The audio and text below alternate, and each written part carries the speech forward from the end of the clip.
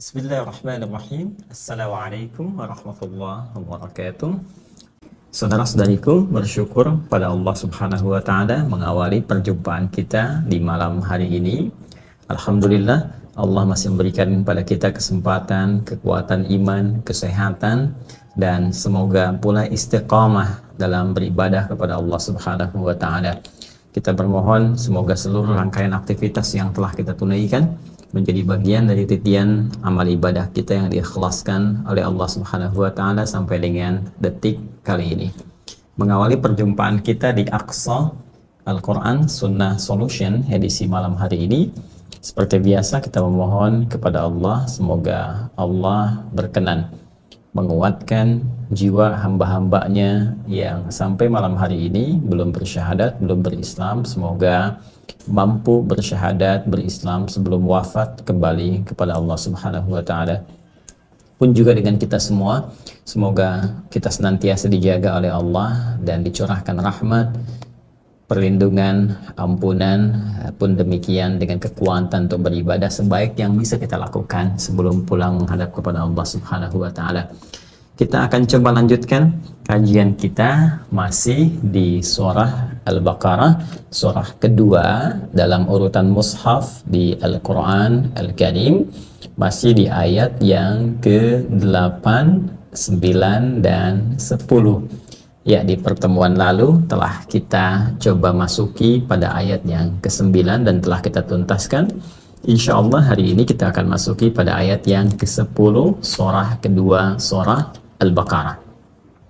Sebelumnya kita coba hadirkan dulu kondisi pengantar untuk memahami keterkaitan antara ayat ini dengan untayan-untayan ayat sebelumnya sehingga kita memiliki gambaran yang utuh sebelum kita masuk pada kajian di ayat ke-10 surah Al-Baqarah ini. Teman-teman sekalian, seperti kami sering utarakan, tegaskan di awal setiap sesi kajian, bahwa di surah Al-Baqarah ini Allah Subhanahu wa Ta'ala membuka surah ini dengan memperkenalkan 3 golongan utama manusia. Golongan pertama adalah golongan yang dinilai terbaik menurut Allah Subhanahu wa Ta'ala, sehingga dengan sifat terbaik ini Allah berkenan senantiasa memberikan perlindungan, ya, kemudian petunjuk pedoman hidup yang sesuai dengan maslahat yang mengantarkan pada kesuksesan dan kebahagiaan. Di ayat kelima ditegaskan ulaika ala hudam mir rabbihim wa ulaika humul muflihun.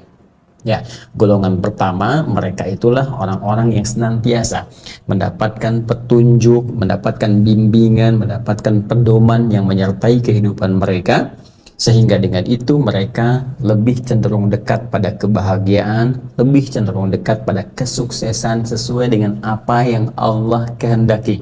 Ini ukurannya.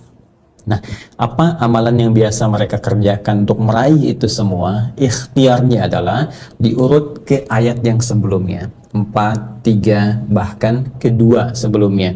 Ya, Allah menyampaikan dzalikal kitabul la raiba fi hudal lil muttaqin. Seluruh isi Al-Quran ini jangan pernah diragukan kandungannya dan akan menjadi pedoman kehidupan, akan menjadi petunjuk yang mengantarkan pada segala kemuliaan hidup dan kesuksesannya, khususnya bagi orang-orang takwa. Jadi clue-nya di sini Allah memberikan sebuah isyarat yang kuat. Jika ingin menjadi golongan pertama, maka golongan ini disebut oleh Allah dengan golongan takwa. Untuk menjadi takwa ini maka dibutuhkan usaha kita, ya. Usaha terbaiknya adalah di ayat ketiga sampai 4-nya. Alladzina yu'minuna bil ghaib, yaitu orang-orang ini senantiasa berusaha mengupgrade imannya untuk mendekatkan dirinya kepada Allah, ya, walaupun saat ini belum tampak dalam pandangannya, dengan sifat ghaibnya. Ya, walaupun belum tampak dalam pandangannya, dia bangun kekuatan imannya, dia naikkan terus untuk yakin kepada Allah dan yakin pada setiap ketentuan yang telah Allah tetapkan. Nah, untuk mengupgrade iman ini sehingga muncul kualitas yang kuat antara hubungan hamba dengan Sang Pencipta, dengan Allah Subhanahu wa Ta'ala, maka jalannya adalah melalui ibadah-ibadah pokok. Apa di antara yang pokok itu untuk menguatkan iman tadi? wa yuqimunas shalah, maka ia berusaha untuk meningkatkan kuantitas dan kualitas salatnya. Baik, berbicara kuantitas tidak sekedar fardunya, dia tambah dengan sholat sunnahnya, ya entah di malamnya ataupun di siangnya, entah yang rawatibnya ataupun yang mutlaknya, dia mencoba. Nah, ini satu ukuran yang seyogianya dalam setiap pekan kita bisa menilai pribadi kita. Ya, ini kita masuk malam Jumat, ya Sayyidul Ayyam, hari yang paling utama, penghulu di antara para hari, yang di antara hikmahnya setiap Jumat itu adalah mencoba mengevaluasi amalan-amalan kita selama sepekan ke belakang. Ya, karena itulah nanti ketika kita mencoba untuk datang Jumatan menghadap kepada Allah sekaligus melihat amalan ke belakang selama sepekan. Ya, di sini Nabi memberikan isyarat yang sangat kuat ya kepada kita, kepada umatnya, bahwa seorang yang bisa mengoreksi dirinya, seorang yang bisa berintrospeksi pada keadaan dirinya dengan menunaikan sholatnya dengan baik, as-salawatu ila salawat, sholat satu ke sholat yang lainnya, wal jumu'atu ila jumu'ah, dan Jumat satu ke Jumat yang lainnya, dan puncaknya nanti setahun sekali, Ramadan ila Ramadan, ya, dari Ramadan satu ke Ramadan yang lainnya. Maka apa yang terjadi? Kafaratun lima bainahunna, itu bisa menjadi kafarat, penghapus dosa-dosa, penghilang keburukan-keburukan, penghilang kejelekan-kejelekan. Jadi sesungguhnya orang-orang yang benar menunaikan sholatnya, yang mengevaluasi dirinya dengan baik, itu berpotensi bisa menghilangkan potensi-potensi jelek yang ada pada dirinya, bisa berpotensi merubah perilaku dirinya, meninggalkan perbuatan-perbuatan buruk. Itulah rahasianya kenapa di Quran surah ke-29 Al-Ankabut di ayat ke-45 itu Allah tegas mengatakan, innas salata tanha 'anil fahsya wal munkar. Sungguh sholat yang bila benar dikerjakannya itu akan berpotensi mencegah pelakunya dari dua sumber keburukan yang utama, yaitu fahsya, ya, keburukan yang bersumber dari syahwat, mohon maaf ya, LGBT, pornografi, porno aksi dan semisalnya, kata-kata jorok, kotor, ya. Nah, itu disebut fahsya. Wal munkar, keburukan yang bersumber dari nafsu perut dan akal yang diingkari oleh jiwa kita. Ya, berdusta, merampok, membunuh, korupsi, kolusi dan sebagainya, itu mungkar. Di orang sholat mustahil mengerjakan itu semua. Sederhananya, sampai dengan Jumat ini berapa yang telah kita tingkatkan kuantitasnya? Jadi ini ciri, ya, semakin kita bisa meningkat, artinya imannya sedang menguat. Ketika iman menguat, itulah landasan utama yang bisa dilihat sebagai parameter yang mempercepat hadirnya bimbingan Allah dan kesuksesan yang sedang kita nantikan. Jadi kalau Anda sudah mulai ya merasakan nanti kenikmatan dengan ibadah-ibadah di luar yang pokok, tambahan, ya, sunnah, sholatnya sudah mendekat kepada yang sunnah, kemudian senang mulai berbagi, wa mimma razaqnahum yunfiqun, ya, dari yang pokoknya zakat mulai lewat dari situ. Ya, lewat itu dalam pengertian bertambah dengan ibadah sunnahnya, senang berbagi, senang berinfak dengan harta, ya kan? Kemudian walladzina yu'minuna bima unzila ilaik, senang berinteraksi dengan Al-Qur'an. Dulu jarang bahkan sekedar membaca. Sekarang kan jangankan membaca sekarang, bahkan sudah mulai ingin memahami, sudah mulai menghafalkan dia. Nah, kalau ini sudah hadir dalam menu kegiatan harian kita yang kita evaluasi dalam setiap pekan, maka ini adalah awal tanda bimbingan Allah akan dilekatkan dalam setiap alur kehidupan kita. Dan yang pertama akan diberikan adalah ketenangan. Ya, wa may yuhajir fi sabilillah yajid fil ardi muragaman katsira wa sa'ah. Ya, Allah memberikan kelapangan pada jiwa kita. Makanya orang-orang yang meningkat kualitas salatnya, kuantitas salatnya, itu yang pertama dirasakan kenikmatan, tenang, nyaman. Nah, dulu terlambat fardu, ya biasa. Sekarang ketinggalan sunnah, itu bisa gelisah. Nah, dulu nggak ngaji, biasa. Sekarang nggak ngaji sehari itu rasanya nggak enak. Ada yang bahkan sampai nggak ngaji bisa sakit tuh. Nah, kalau sudah sampai ke level ini, sudah ada ketenangan, kenyamanan, kenikmatan hidup, kedamaian, itu tanda yang pertama, anugerah telah Allah berikan kepada kita. Nanti dari situ Allah akan bimbing, diarahkan kepada passion yang sesuai untuk kemaslahatan hidup kita.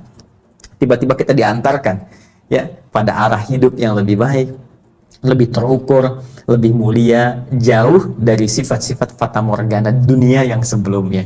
Jadi ukurannya tuh kesuksesan bukan ukuran dunia. Ya, uang harus berapa dihasilkan dalam tahun ini, pekerjaan berapa yang harus diraih. Ukurannya bukan itu. Ukurannya apakah setiap perilaku, tindakan, sikap, sifat kita mendapatkan ridha Allah atau tidak. Itu ukurannya. Ya, sebab ketika seseorang berusaha dan Allah ridha, ya, jangankan ukuran harta benda, segala apapun yang dibutuhkan dalam hidupnya, itu bahkan sebelum dia minta, Allah sudah siapkan untuk dirinya. Ketika Allah ridha, itu yang pernah saya sampaikan dalam kisah Sayyidah Maryam alaihissalam itu. Ya, ketika pamannya sudah menyiapkan berbagai kebutuhannya, Allah berkehendak bahkan sebelum didatangkan sudah ada. Ya, kullama dakhala 'alaiha Zakaria al-mihraba, kullama dakhala 'alaiha Zakaria al-mihraba wajada 'indaha rizqa. Setiap kali mengantarkan kebutuhan Maryam di mihrab itu sudah didapati segala kebutuhannya. Sampai berkata, qala ya Maryamu anna laki hadza? Qalat huwa min 'indillah. Beliau berkata, Maryam, dari mana semua ini? Apa jawabannya? Huwa min 'indillah. Semua Allah yang siapkan. Masih ingat di Quran surah ke-65? Ya, di akhir ayat kedua, di awal ayat ketiga itu, wa may yattaqillaha yaj'al lahu makhraja wa yarzuqhu min haitsu la yahtasib. Supaya orang tidak menyimpulkan ini khusus untuk seseorang saja, Allah langsung pertegas, ini berlaku untuk semua hamba yang ingin mengupgrade dirinya menjadi manusia takwa.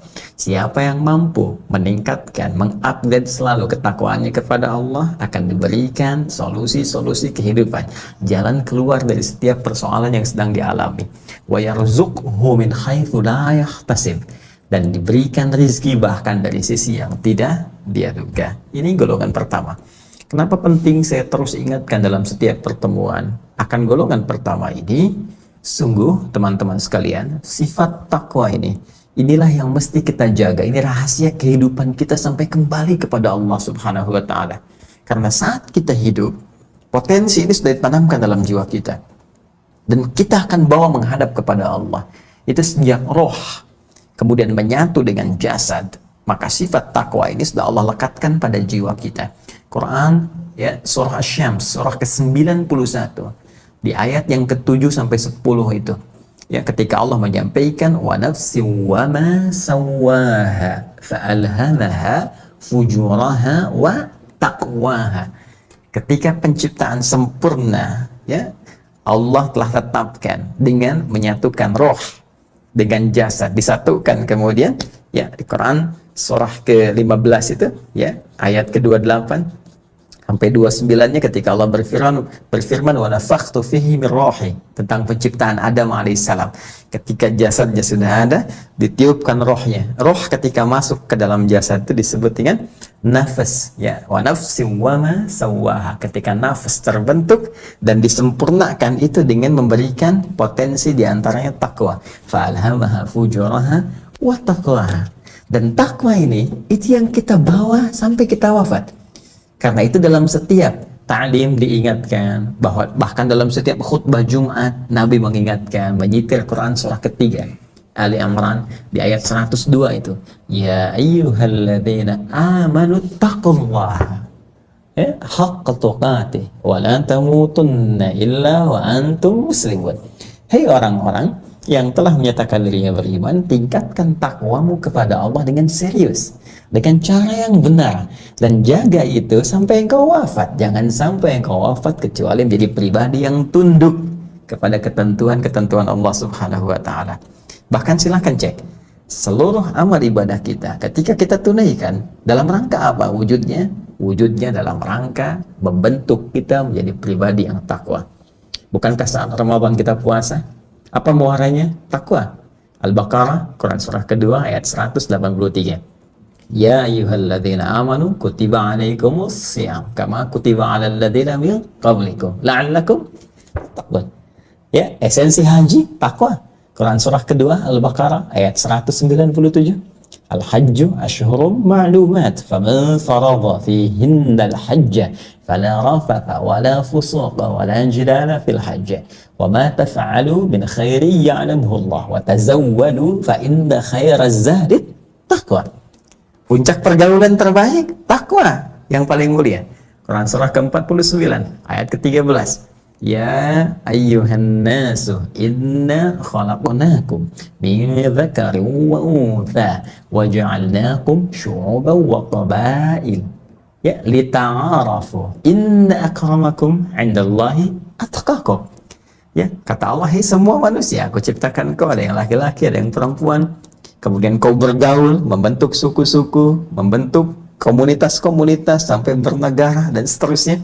Ya, kemudian engkau saling mengenal, saling hidup harmoni, dan di antara sifat harmoni yang terbaik dalam pandangan Allah adalah orang yang paling baik takwanya." Itu rahasia hidup. Jadi sederhana sebetulnya. Ingin bahagia, takwa. Ingin sukses, takwa. Ingin damai, takwa. Cukuplah manusia beriman dan bertakwa, nyaman kehidupan. Kalau ada yang belum nyaman, tentu ada persoalan dalam meningkatkan takwanya. Ini golongan pertama. Ya, karena itu maksud saya, kalau kita berusaha menunaikan sholat belum tenang, coba lihat sholatnya. Barangkali belum seperti yang ditunjukkan, belum seperti yang diarahkan oleh Rasulullah SAW, pun dengan amal-amal lainnya. Ya, ini golongan pertama. Golongan yang kedua, dalam interaksi kehidupan kita akan ditemukan antitesis dari golongan pertama ini. Orang-orang yang sengaja memutus hubungannya dengan Allah Subhanahu wa Ta'ala karena faktor-faktor tertentu yang terkait berkelindan dengan lingkungan dia beraktivitas. Ya, maka golongan kedua ini disebut dengan kafar. Jamaknya kafaru, dari ayat 6 sampai 7-nya. Innal ladzina kafaru sawa'un 'alaihim a'anzartahum am lam tunzirhum la yu'minun. Khatamallahu 'ala qulubihim wa 'ala sam'ihim wa 'ala absarihim ghishawah wa lahum 'adzabun 'adzim. Golongan yang kedua adalah golongan yang terputus hubungannya, menutup diri dalam konteks ini. Ya, dia menutup dirinya sehingga tak terhubung antara dirinya dengan petunjuk Allah Subhanahu wa Ta'ala. Ada persoalan penyumbat di bagian sumber-sumber vital informasinya, baik di akalnya atau di pendengarannya atau di penglihatannya, sehingga ketika diberikan arahan untuk bisa mendapatkan hidayah Allah, itu mental. Ya, dalam pandangannya nggak bisa lihat, diberikan nasihat nggak bisa dengar, ya, diajak berargumentasi malah menolak dengan penolakan yang luar biasa. Nah, itu bagian-bagian yang bisa membentuk seseorang kemudian tertutup hubungannya dengan Allah. Apa penyebabnya? 3 faktor utama. Jadi yang saya sampaikan, saya tegaskan, saya kuatkan di beberapa pertemuan lalu. Hati-hati ketika ada satu di antara 3 passion ini, maka kita mesti berlindung kepada Allah, belajar akan segala tantangannya, sehingga dengan itu siap mengatasi itu semua. Jangan sampai terjerumus kepada hal-hal yang bisa menghambat dan menutup hubungan kita dengan Allah, yaitu harta, tahta, dan juga keilmuan. Hati-hati ya, ada harta benda, dengan mencari harta, lupa dengan ibadah, akhirnya menjauh. Tahta untuk mencari kedudukan, mencari jabatan, lupa dengan kaidah-kaidah, akhirnya jauh dari ketentuan Allah Subhanahu wa Ta'ala. Bahkan dengan pengetahuan, bahkan nanti bisa bercabang lagi. Mohon maaf ya, orang pengetahuannya alih-alih dipakai pada kebaikan, justru dipakai pada pelanggaran, maksiat-maksiat, yang ketika semakin banyak maksiat terakumulasi, menutuplah kemudian pintu pendengarannya, fi adhanihim waqra, ya. Nah, kemudian juga dari pandangannya sampai ke hatinya. Ini yang paling berbahaya. Dan nanti ada ya gelombang-gelombang selanjutnya sebagai dampak dari yang 3 tadi. Dari perebutan harta, turun nanti kepada pasangan hidup. Ya, untuk laki-laki jadi perempuan, untuk perempuan jadi laki-laki. Dalam konteks mohon maaf, dalam fata morgana, karena cinta tiba-tiba meninggalkan akidah. Padahal itu bukan cinta sesungguhnya, itu nafsu. Karena cinta yang benar akan membangun kedekatan kita dengan Allah Subhanahu wa Ta'ala. Karena itu ayat pembuka cinta, ayat pembuka hubungan sah rumah tangga dibuka dengan kalimat ayat. Ya, Quran surah 30 ayat 21 itu. Wa min ayatihi an khalaqalakum min anfusikum azwaja litaskunu ilaiha wa ja'ala bainakum mawaddatan wa rahmah inna fi dzalika laayatil liqaumi yatafakkar. Sungguh dari sekian tanda yang mampu mendekatkan seorang hamba terhadap Allah, diciptakanlah pasangannya supaya dia bisa menikah dari jenisnya, dari jenis manusia, ya kan? Nah, ini poinnya teman-teman sekalian. Jadi cinta itu membawa kedekatan kepada Allah. Rumah tangga membawa peningkatan pada kualitas dan kuantitas ibadah. Jadi kalau ada orang mengatakan cinta kepada Anda tapi menjauhkan Anda dari Allah, itu sesungguhnya ada fata morgana, ada kepalsuan di dalamnya. Bagaimana dia bisa mengatakan aku mencintaimu sedangkan Allah saja dia tinggalkan? Jadi kalau ada yang mengatakan pada Anda aku menyayangimu tapi dia mencoba menjauhkan Anda dari Allah, maka katakan kepadanya, bagaimana engkau bisa menyayangiku, Allah saja engkau tinggalkan? Lihat. Baik, ayo pasang status ya. Nah, yang ketiga, yang concern kita di dalamnya adalah golongan yang abu-abu, nggak jelas kelihatannya. Ya, kalau yang tadi itu kelihatan, oh ini nampak dari perilaku, nampak dari sikap, nampak dari sifat, sehingga dari kejauhan bisa kita doakan untuk berubah, sehingga Allah lembutkan dulu hatinya, dengan kelembutan itu berkenan, bisa mendengarkan arahan-arahan. Ya, jadi jangan dulu dihukumi, oh ini begini, ini begitu, tidak. Tapi kita bisa mencoba untuk mengarahkan pada kebaikan. Itu misi yang kita bawa. Setiap orang masih punya hak untuk berubah lebih baik. Dan itulah dahsyatnya Islam, memberi peluang kepada setiap hamba, ya, sezalim-zalimnya Fir'aun atau sefir'aun-fir'aunnya Fir'aun, ya, itu masih diberikan kesempatan oleh Allah untuk mau kembali bertobat sampai nyawa di kerongkongan. Hanya sayang, ya, kefir'aunannya, kesombongannya membuat ia untuk menolak kemudian itu semua dan memilih dalam kondisinya sampai baru sadar ketika nyawanya sudah di kerongkongan, yaitu terlambat. Ya, sepanjang itu belum terjadi, bagi kita semua diberikan kesempatan oleh Allah, diberikan keterangan di masa lalu, bukan untuk ditiru, tapi untuk diketahui sehingga mencegah kita dari perbuatan yang buruk, meninggalkan yang salah, menuju segala perbuatan yang soleh yang Allah senangi. Baik, golongan yang ketiga ini yang agak repot, ya, karena nggak langsung kelihatan, nampaknya terlihat seperti baik dari perilakunya, gesturnya, sikapnya, tapi sesungguhnya membawa aroma-aroma pahit dalam hatinya yang berbeda dengan keterangan ataupun penampakan perilakunya. Nah, ketidaksinkronan ini menyebutkan mereka dinamai dengan golongan munafik. Namanya munafik, jamaknya munafiqun, sampai turun satu surah seperti pernah saya sampaikan di pertemuan lalu, surah ke-63, surah Al-Munafiqun, membawa sifat nifaq. Ini yang dibuka dari ayat ke-8 sampai dengan nanti kita temukan pendahuluannya menuju ayat ke-20. Allah berfirman di ayat yang ke-8 telah kita tuntaskan, wa minan nasi may yaqulu amanna billahi wa bil yaumil akhir wa ma hum bimu'minin. Dan dari sekian manusia yang engkau dapati saat berinteraksi sosial dengan mereka. Nah, jadi saya tegaskan sekali lagi, ayat ini memberikan gambaran yang dahsyat ketika kita berinteraksi secara sosial, ya, berkomunal, melihat kelompok-kelompok berinteraksi di sekitaran kita, entah dengan kehidupan berkeluarga, bahkan bertetangga, atau bahkan berkehidupan bermasyarakat, ya, bernegara atau berinternasional lebih luas lagi, akan didapati potensi-potensi. Nah, yang menjadikan seseorang terlihat seperti meyakinkan baik, tapi sesungguhnya kontradiktif dengan itu.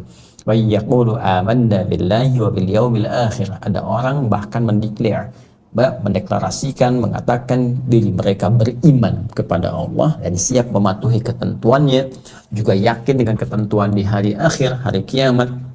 Lantas datang kemudian bantahan langsung dari Allah, wa ma hum bimu'minin, bahwa bahkan mereka sesungguhnya benar-benar bukan termasuk golongan beriman. Ya, lalu dengan sangat dahsyat Allah memberikan keterangan dan sindiran yang tajam, yukhadi'unallaha walladzina amanu, mereka mencoba menipu Allah dan orang-orang yang benar-benar beriman, benar-benar yakin kepada Allah Subhanahu wa taala. Wa ma yakhda'una illa anfusahum. Sesungguhnya yang tertipu hanya diri mereka sendiri. Wa ma yash'urun, dan mereka tidak menyadarinya. Nah, sampai di sini pembahasan kita di pertemuan yang lalu. Nah, sekarang apa yang menyebabkan mereka kemudian menjadi berperilaku demikian tidak sama antara perilaku dengan isi hatinya? Bahkan yang paling menarik disebut oleh Allah langsung sebagai penipu, ya, golongan yang mencoba menipu tapi tertipu. Nah, ini menarik nih, ya, mencoba menipu tapi tertipu, mengelabui diri sendiri. Nah, golongan ini kita masih di golongan yang ketiga, golongan ya ketiga. Nah, ya kan? Baik ya, golongan orang-orang munafik.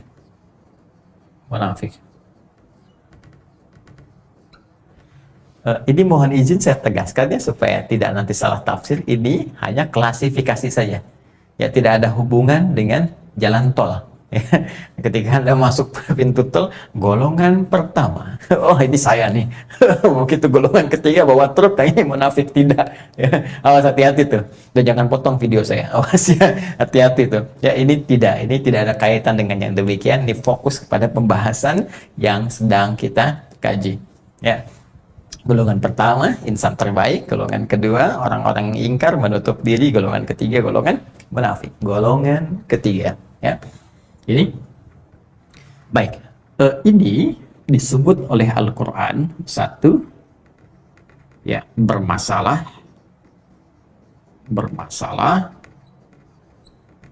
dengan imannya. Nah, ya. Sehingga dengan persoalan iman ini diindikasikan di Quran surah kedua ayat 8 tadi, ya, wa minan nasi may yaqulu amanna, ya kan, billahi wa bil yaumil akhir wa ma hum bimu'minin. Imannya bermasalah.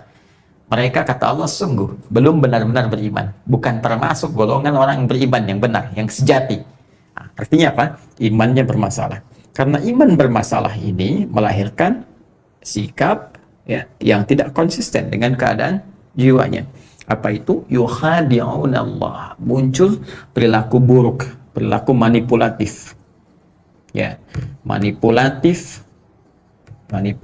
tidak sama penipuan yang cenderung ya hipokrit, ya. Jadi munafik, tidak sama antara ya apa yang tampak dengan apa yang tersembunyi. Nah, ini bahasa kerennya ya. Nah, seperti ini. Nah, hipokrit di ayat ke-9-nya Quran surah kedua ayat 9, yukhadi'una Allah walladzina amanu, mereka mencoba manipulasi, menipu Allah dan golongan beriman yang sejati. Wa ma yakhda'una illa anfusahum wa ma yash'urun, dan mereka tidaklah mengelabui kecuali diri mereka sendiri tanpa mereka sadari.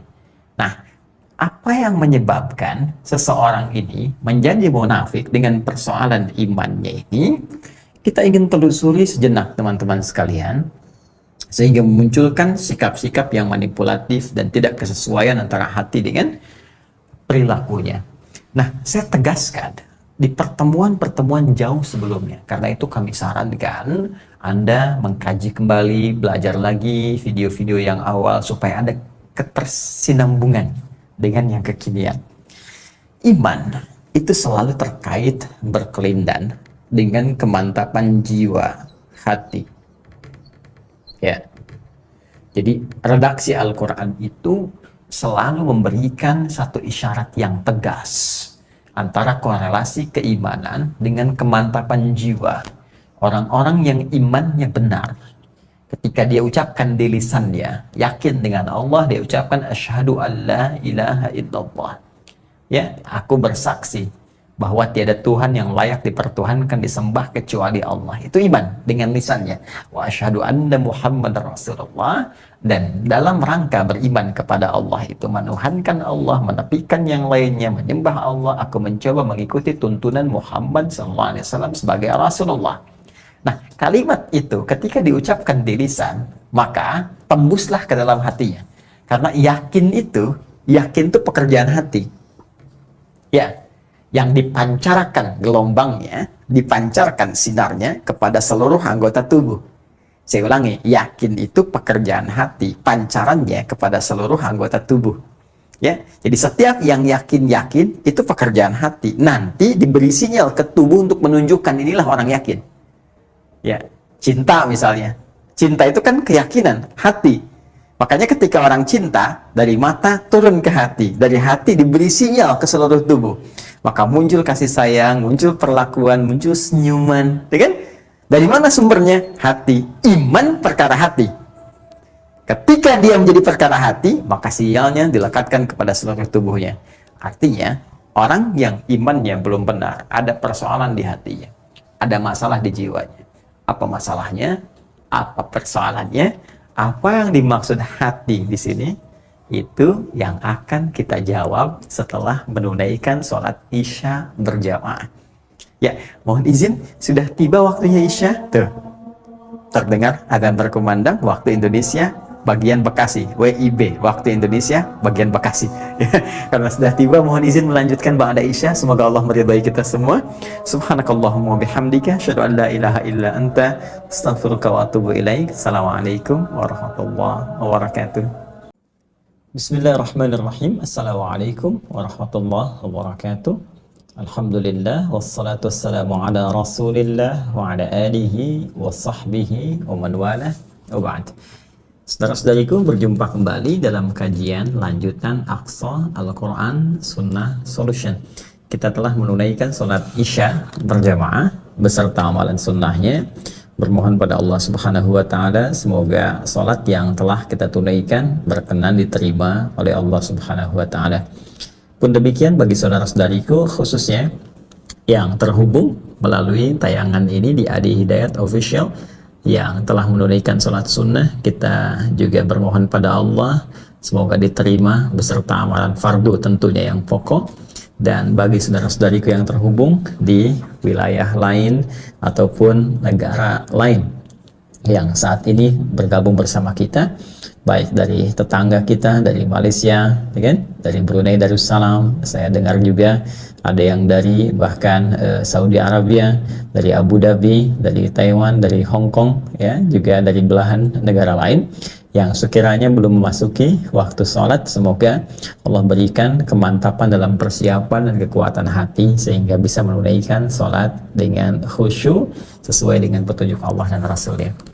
Mari kita lanjutkan bahwa pada golongan yang ketiga di antara sekian manusia yang kita dapati saat berinteraksi secara sosial, berpotensi didapati golongan yang memiliki sifat nifak, yaitu sifat yang terkontaminasi dengan lingkungan-lingkungan dan arahan-arahan yang buruk dari setan, yang memberikan pengaruh buruk kepada jiwa, kepada hati, sehingga menembuskan pancaran-pancaran keburukan dalam bentuk perilaku.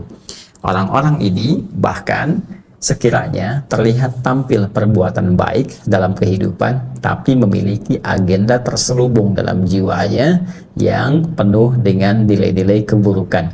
Ini sangat patut diwaspadai, disebut oleh Al-Quran dengan orang-orang munafik. Munafikun bahkan diberikan satu surah khusus untuk mereka yang menunjukkan karakteristik dan tingkat bahayanya sehingga kita bisa menghadapi tantangan-tantangan ini saat berinteraksi. Surah ke-63, surah Al-Munafiqun, yang penjelasan pengantarnya, pembukanya didapatkan di Al-Baqarah dari ayat 8 sampai ayat ke-20 itu. Kita lanjutkan dalam paparan kita tadi bahwa sifat nifak yang menjadikan seseorang dilabeli oleh Allah dengan munafik dan jamaahnya munafiqun, pertama bermasalah dari segi keimanannya, seperti yang tadi telah saya uraikan menjelang Isya. Wa minan nasi may yaqulu amanna billahi wa bil yawmil akhir wa ma hum bimu'minin. Jadi yang kemudian ditolak oleh Allah Subhanahu wa Ta'ala bukan termasuk kalangan insan beriman sejati. Sehingga dengan itu muncul perilaku manipulatif yang menghadirkan sikap yang tidak sama dengan keadaan jiwa, keadaan hatinya.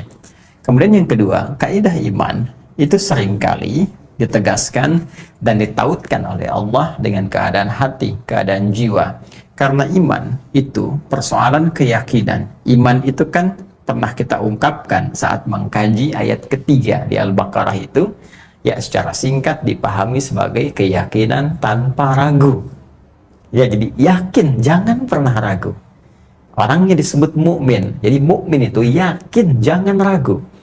Kalau Allah memberikan satu pedoman, yakini, kerjakan. Kalau belum paham, iman dulu. Nanti kalau sudah dikerjakan, datang hikmah.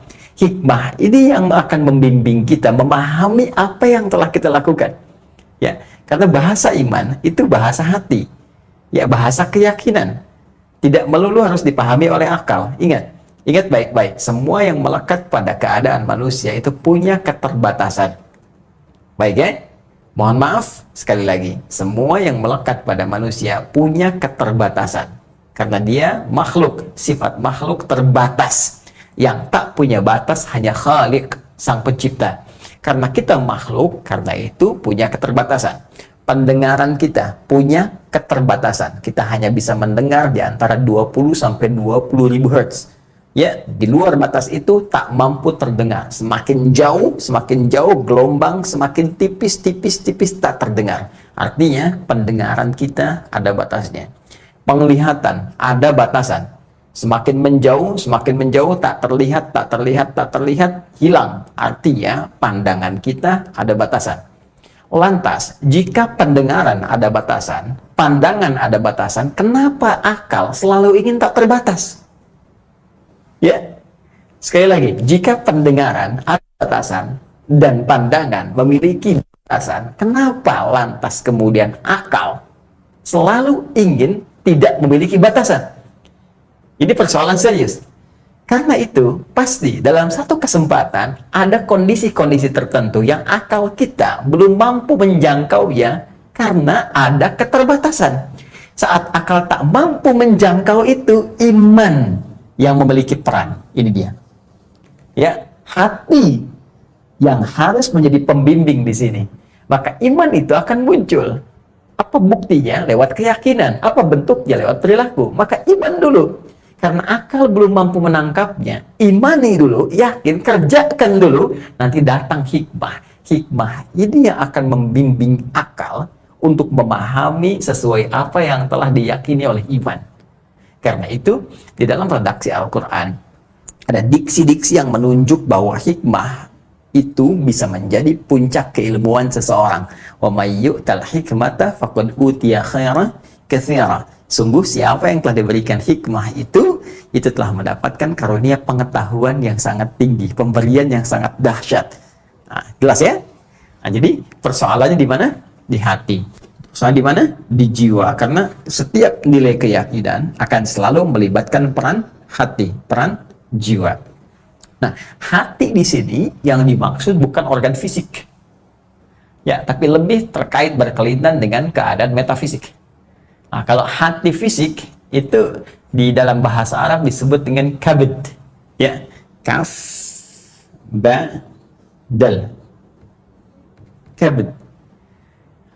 Ini hati secara fisik, secara fisikal. Organ tubuh ya. Organ tubuh fisik yang disebut dengan hati itu disebut dengan kabdun, kabid. Ya, pernah kalau Anda misalnya umrah atau haji, semoga yang belum, insya Allah bisa dipercepat oleh Allah sesuai dengan ikhtiar kita, kan? Kita berusaha. Nanti dalam suasana itu, atau teman-teman yang tinggal di lingkungan Timur Tengah yang terhubung dengan kita tuh, ada sekarang yang terhubung, ada yang di Saudi, saya pantau ya, ada yang di Uni Emirat dan beberapa yang lainnya. Kan kalau Anda pesan shawarma misalnya, ya, dan kibdah. Ya akhi, kibdah, kibdah. Ya, saya pengen kibdah. Ya abghal kibdah. Saya pengen kibdah. Uridul kibdah. Nah, kibdah itu hati. Ya, jadi shawarma, roti yang dilipat tuh ya, di dalamnya untuk hatinya aja. Ya, ada yang ayam, ada yang kambing, ada yang macam-macam. Itu kibdah, itu hati, itu fisikal. Ya, tapi yang dimaksud di sini bukan yang ini. Ya, jadi bukan yang ini, tapi lebih kepada nilai-nilai transendental, nilai-nilai metafisik, kaitan dengan nilai-nilai spiritual. Ya. Sehingga redaksi Al-Quran pun diksinya tidak menunjukkan dengan diksi kabd, ya kabdun, tapi menunjukkan dengan diksi yang selaras dengan pemaknaannya. Ini diantara mu'jizat Al-Quran yang menunjukkan Al-Quran bersumber dari Allah Subhanahu wa Ta'ala, bukan rekayasa Nabi Muhammad SAW. Ya, nah ini diksinya disebut dengan qalbun. Ya, sudah diserap ke dalam bahasa Indonesia menjadi kolbu, ya kan? Qalbun. Ini yang dimaksud hati atau jiwa, sumber kehidupan dari sisi spiritual. Namanya apa? Qalbun. Asalnya makna qalbun ini asalnya bukan hati, ya, bukan jiwa.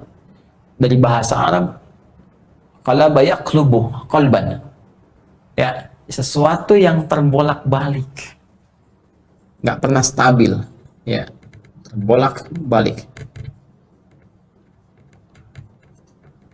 sesuatu yang tidak stabil, ya, kadang naik, kadang turun dan seterusnya, ya. Kenapa disebut dengan qalbun? Sesuatu yang bolak-balik, nggak pernah tentram, nggak pernah kondisinya stabil begitu, ya, nggak pernah diam, nggak pernah tetap.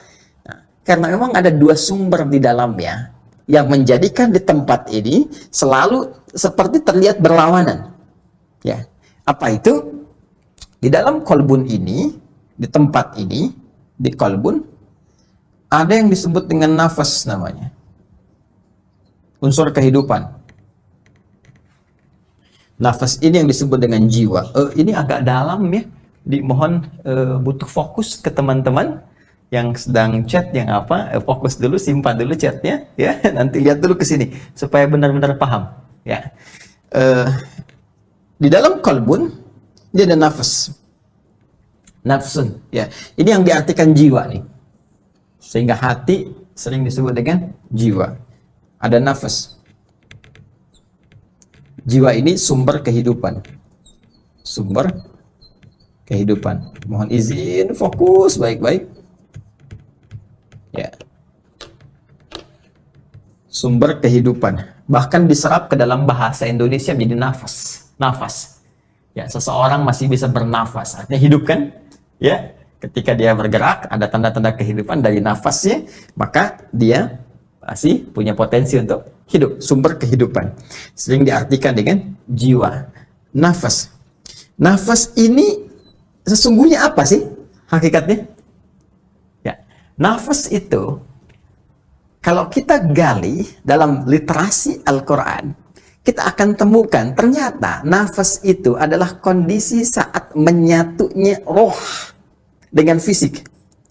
Jadi ketika roh mulai ditiupkan pada fisik seorang hamba yang telah berusia setidaknya 4 bulan dalam kandungan ibundanya, ya, dalam keadaan seorang ibu sedang mengandung, usia kandungan 4 bulan, mulai terbentuk kemudian keadaannya menjadi mudghah, sudah menjadi bahasa kedokteran sekarang ini. Ya, saya pernah sampaikan, teman-teman masih ingat nih, hadis yang paling gampang di Al-Arba'in, ya, Al-Imam An-Nawawi punya kitab Al-Arba'in, 42 hadis. Lihat di hadis yang keempat, ya, an Abi Abdurrahman Abdullah bin Mas'udin radhiyallahu taala anhu, ya, qala Rasulullah sallallahu alaihi wasallam wa huwa as-sadiqul masduq, inna ahadakum yujma'u fi batni ummihi 40 yawman nutfah, thumma yakunu mithla dhalika 'alaqah, thumma yakunu mithla dhalika mudghah, thumma yursalu ilayhi al-malak, ya, fayanfukhu fihi ruh wa yu'maru bi katbi 40. Ya, dari Abdullah bin Mas'ud radhiyallahu taala anhu, beliau menyampaikan Rasulullah SAW pernah bersabda, sedangkan beliau orang yang selalu benar dan dibenarkan oleh orang lain. Ini yang tidak mudah, ya, benar dan dibenarkan. Ada orang benar, orang lain menolak. Ini orang yang benar dan dibenarkan, bukan hanya oleh kawan, lawannya pun mengakuinya, hanya karena perkara-perkara tertentu, ya, khawatir hilang pengaruh, khawatir hilang kedudukan, khawatir macam-macam, sehingga menolak, padahal mereka sendiri membenarkannya. Jelas ya? Nanti kisahnya lain dalam aspek sejarah. Apa yang disampaikan Rasulullah SAW, setiap Anda, anak cucu Adam, akan melalui proses penciptaan, terbentuk dalam perut ibundanya saat ia mengandung. 40 hari pertama masih berbentuk pancaran spermatozoa bergabung dengan ovum, berproses. 40 hari kedua berbentuk zigot, mulai menempel di dinding rahim. Kemudian 40 hari yang ketiga mulai bentuk mudghah, ya, sekerat daging mulai ada bentuknya. Nah, ini sudah jadi istilah kedokteran ya, sekarang ini mudghah, ya. 40 hari ketiga 120 hari usia 4 bulan paling gampang, ya. Ya, dalam 4 bulan ini kemudian diutus malaikat, tsumma yursalu ilaihil malak, ya, dan diperintahkan dia untuk meniupkan roh dengan izin Allah. Fayanfukhu fihi roh. Jadi ketika roh itu ditiupkan, menyatu dengan fisik jasad, jadi usia 4 bulan. Jadi 4 bulan di kandungan ibunda itu sudah ada rohnya. Ya, bahkan nanti sudah mulai ada komitmen dengan Allah Subhanahu wa taala, diisyaratkan di Quran surah ke-7 Al-A'raf ayat 172. Wa idz akhadha rabbuka min bani adama min zuhurihim dzurriyyatahum wa ashhadahum ala anfusihim alastu bi rabbikum qalu bala syahidna. Ya, ini poinnya. Jadi nanti dalam setiap anak cucu Adam diambil komitmen perjanjian dengan Allah untuk mengimani Allah, bersyahadat. Ya kan? Meyakini Allah sebagai Rabb yang layak untuk dipertuhankan, satu-satunya yang harus disembah, dan semua bersyahadat. Hanya nanti ketika dia terlahir dalam keadaan fitrah, kullu mauludin yuladu 'alal fitrah, cuma lingkungan yang merubah dia menjauh dari Allah. Fa abawahu yuhawidanihi aw yunassiranihi aw yumajjisanihi. Poinnya kembali ke awal, ketika ditiupkan roh ini, roh mulai menyatu dengan fisik. Ketika roh menyatu dengan fisik, maka jadilah kemudian roh itu menjadi nafas, namanya sumber kehidupan.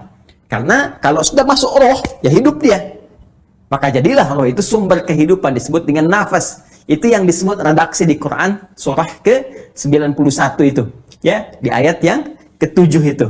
Wa nafsi wa ma sawwaha. Wa nafsi wa ma sawwaha. Dan ketika nafas mulai terbentuk, artinya roh mulai masuk kepada fisiknya, sudah mulai punya dia sumber kehidupan, sudah jadi nafas dia, dan sempurnalah penciptaan manusia itu dalam konteks jadi hidup dia. Jadi di sini ingin ditegaskan seseorang bernama manusia, ya, manusia. Kalau kita gali dulu, ya, anatomi hidup manusia, bukan fisiknya, ya. Jadi terbentuk fisiknya dulu, fisik secara sempurna. Quran surah ke-15 ayat ke-28, wa idz qala rabbuka lil malaikati inni khaliqum basyaran min salsalin min hama'in masdun. Teruskan ayatnya, fa idza sawaituhu, maka jika aku telah sempurnakan, ya, bentuk fisiknya. Jadi sawwa, fa idza sawaituhu. Quran surah 15 ayat 28 sampai 29, teruskan bahkan ke-30-nya. Ya, fa idza sawaituhu, maka jika aku telah sempurnakan, sawwa yusawi. Ya, sawaituhu. Sawaituhu. Ini sawwa. Yusawi sawaituhu. Maka jika aku telah sempurnakan keadaan fisiknya, wa nafakhtu fihi min ruhi. Ya, kemudian setelah itu ditiupkan roh. Ya, ditiupkan roh dengan izin Allah Subhanahu wa taala. Sumbernya dari Allah, ditiupkan. Maka rohnya mulai masuk, roh.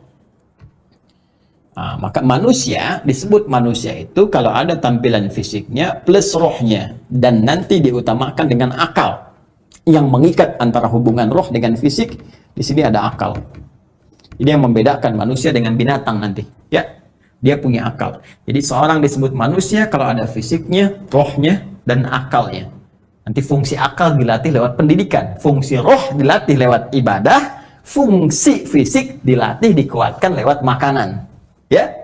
Ya, yang masuk ke dalam tubuh kita. Makanya semua punya nutrisinya masing-masing. Ya, teruskan. Nah, fokus. Mohon maaf. Nah, jadi kalau hilang misalnya rohnya, tinggal fisik dengan akalnya, ya, dan ini nggak ada karena ini unsur kehidupan, maka meninggal seseorang. Kalau rohnya sudah tidak ada, makanya sering orang katakan kan, orang meninggal dicabut rohnya, gitu kan, sehingga hilang nafasnya, maka selesai kehidupannya. Kalau tidak ada akalnya, nggak berfungsi, roh dengan fisik, maka di sini lemah dia. Ya, bahkan ada hewan nanti, ya, bukan tidak akal, tidak ada. Kalau hewan tidak ada akal sama sekali. Jadi kalau akalnya hilang, cuma ada roh dengan fisik, ini binatang.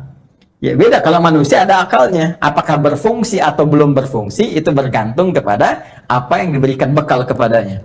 Baik. Kalau hilang fisiknya, roh dengan akal saja, itu gentayangan namanya. Jadi semua tiga unsur ini mesti ada. Yang sekarang kita fokus di antara tiga ini, ketika roh ditiupkan kepada fisik, maka fisik mulai sempurna sebagai manusia, mulai bergerak, mulai beraktivitas, mulai ada sumber kehidupan. Sumber kehidupan itu yang disebut dengan nafas. Dalam bahasa kita bernafas. Begitu rohnya masuk, maka dia mulai bisa bernafas. Nafas itu dari redaksi Al-Quran, dari nafs. Ya, maka disebut di Quran, surah ke-91 Asy-Syams, ayat ke-7 itu. Ya, perhatikan. Wa nafsin wa ma sawwaha. Dan demi nafas yang telah sempurna penciptaannya. Nih, sawaitu. Kenapa sempurna? Balik ke Quran surah 15 ayat 28 sampai dengan 30 tadi. Ya, fa idza sawaituhu, kalau aku telah sempurnakan penciptaan fisik itu, wa nafakhtu fihi min ruhi. Roh ditiupkan. Begitu roh masuk ke fisik, sempurnalah kemudian awal kehidupan sebagai seorang manusia mulai bisa bergerak. Maka roh di sini memiliki nama baru, namanya disebut dengan nafas. Kalau roh sudah masuk kepada fisik, nama roh berubah menjadi apa? Nafas, sebagai isyarat bahwa di sini manusia sudah mulai bisa bernafas karena ada rohnya. Roh sebagai sumber kehidupan, sumber pernapasan. Karena itulah kemudian roh sering diartikan dengan jiwa, nafas sering diartikan dengan jiwa. Pertanyaannya, di mana tempatnya nafas ini? Di mana tempatnya jiwa ini? Nah, tempatnya ditempatkan di kolbu. Ini namanya. Kenapa disebut kolbu? Bolak-balik, nggak pernah stabil. Karena di nafas ini saat roh ditiupkan, ada dua sifat yang menyertainya. Satu, sifat takwa. Yang kedua, lawannya fujur. Teruskan ayatnya, Quran surah 91 di ayat ke-8 ya. Setelah tadi ayat ke-7, wa nafsin wa ma sawwaha fa'alhamaha fujuraha wa taqwaha. Di dalamnya pembawaan nafas ini ada jiwa takwa yang selalu berpotensi mengarahkan pada nilai-nilai kebaikan, positif. Ya, ada fujur. Ya. Lawan langsung, paradoks dengan yang ini. Arahnya terlihat seperti negatif. Saya berikan gambaran redaksi begini. Terlihat seperti negatif. Lawan langsung dari sini. Ya. Jadi kalau di takwa itu kumpulan semua nilai-nilai kebaikan.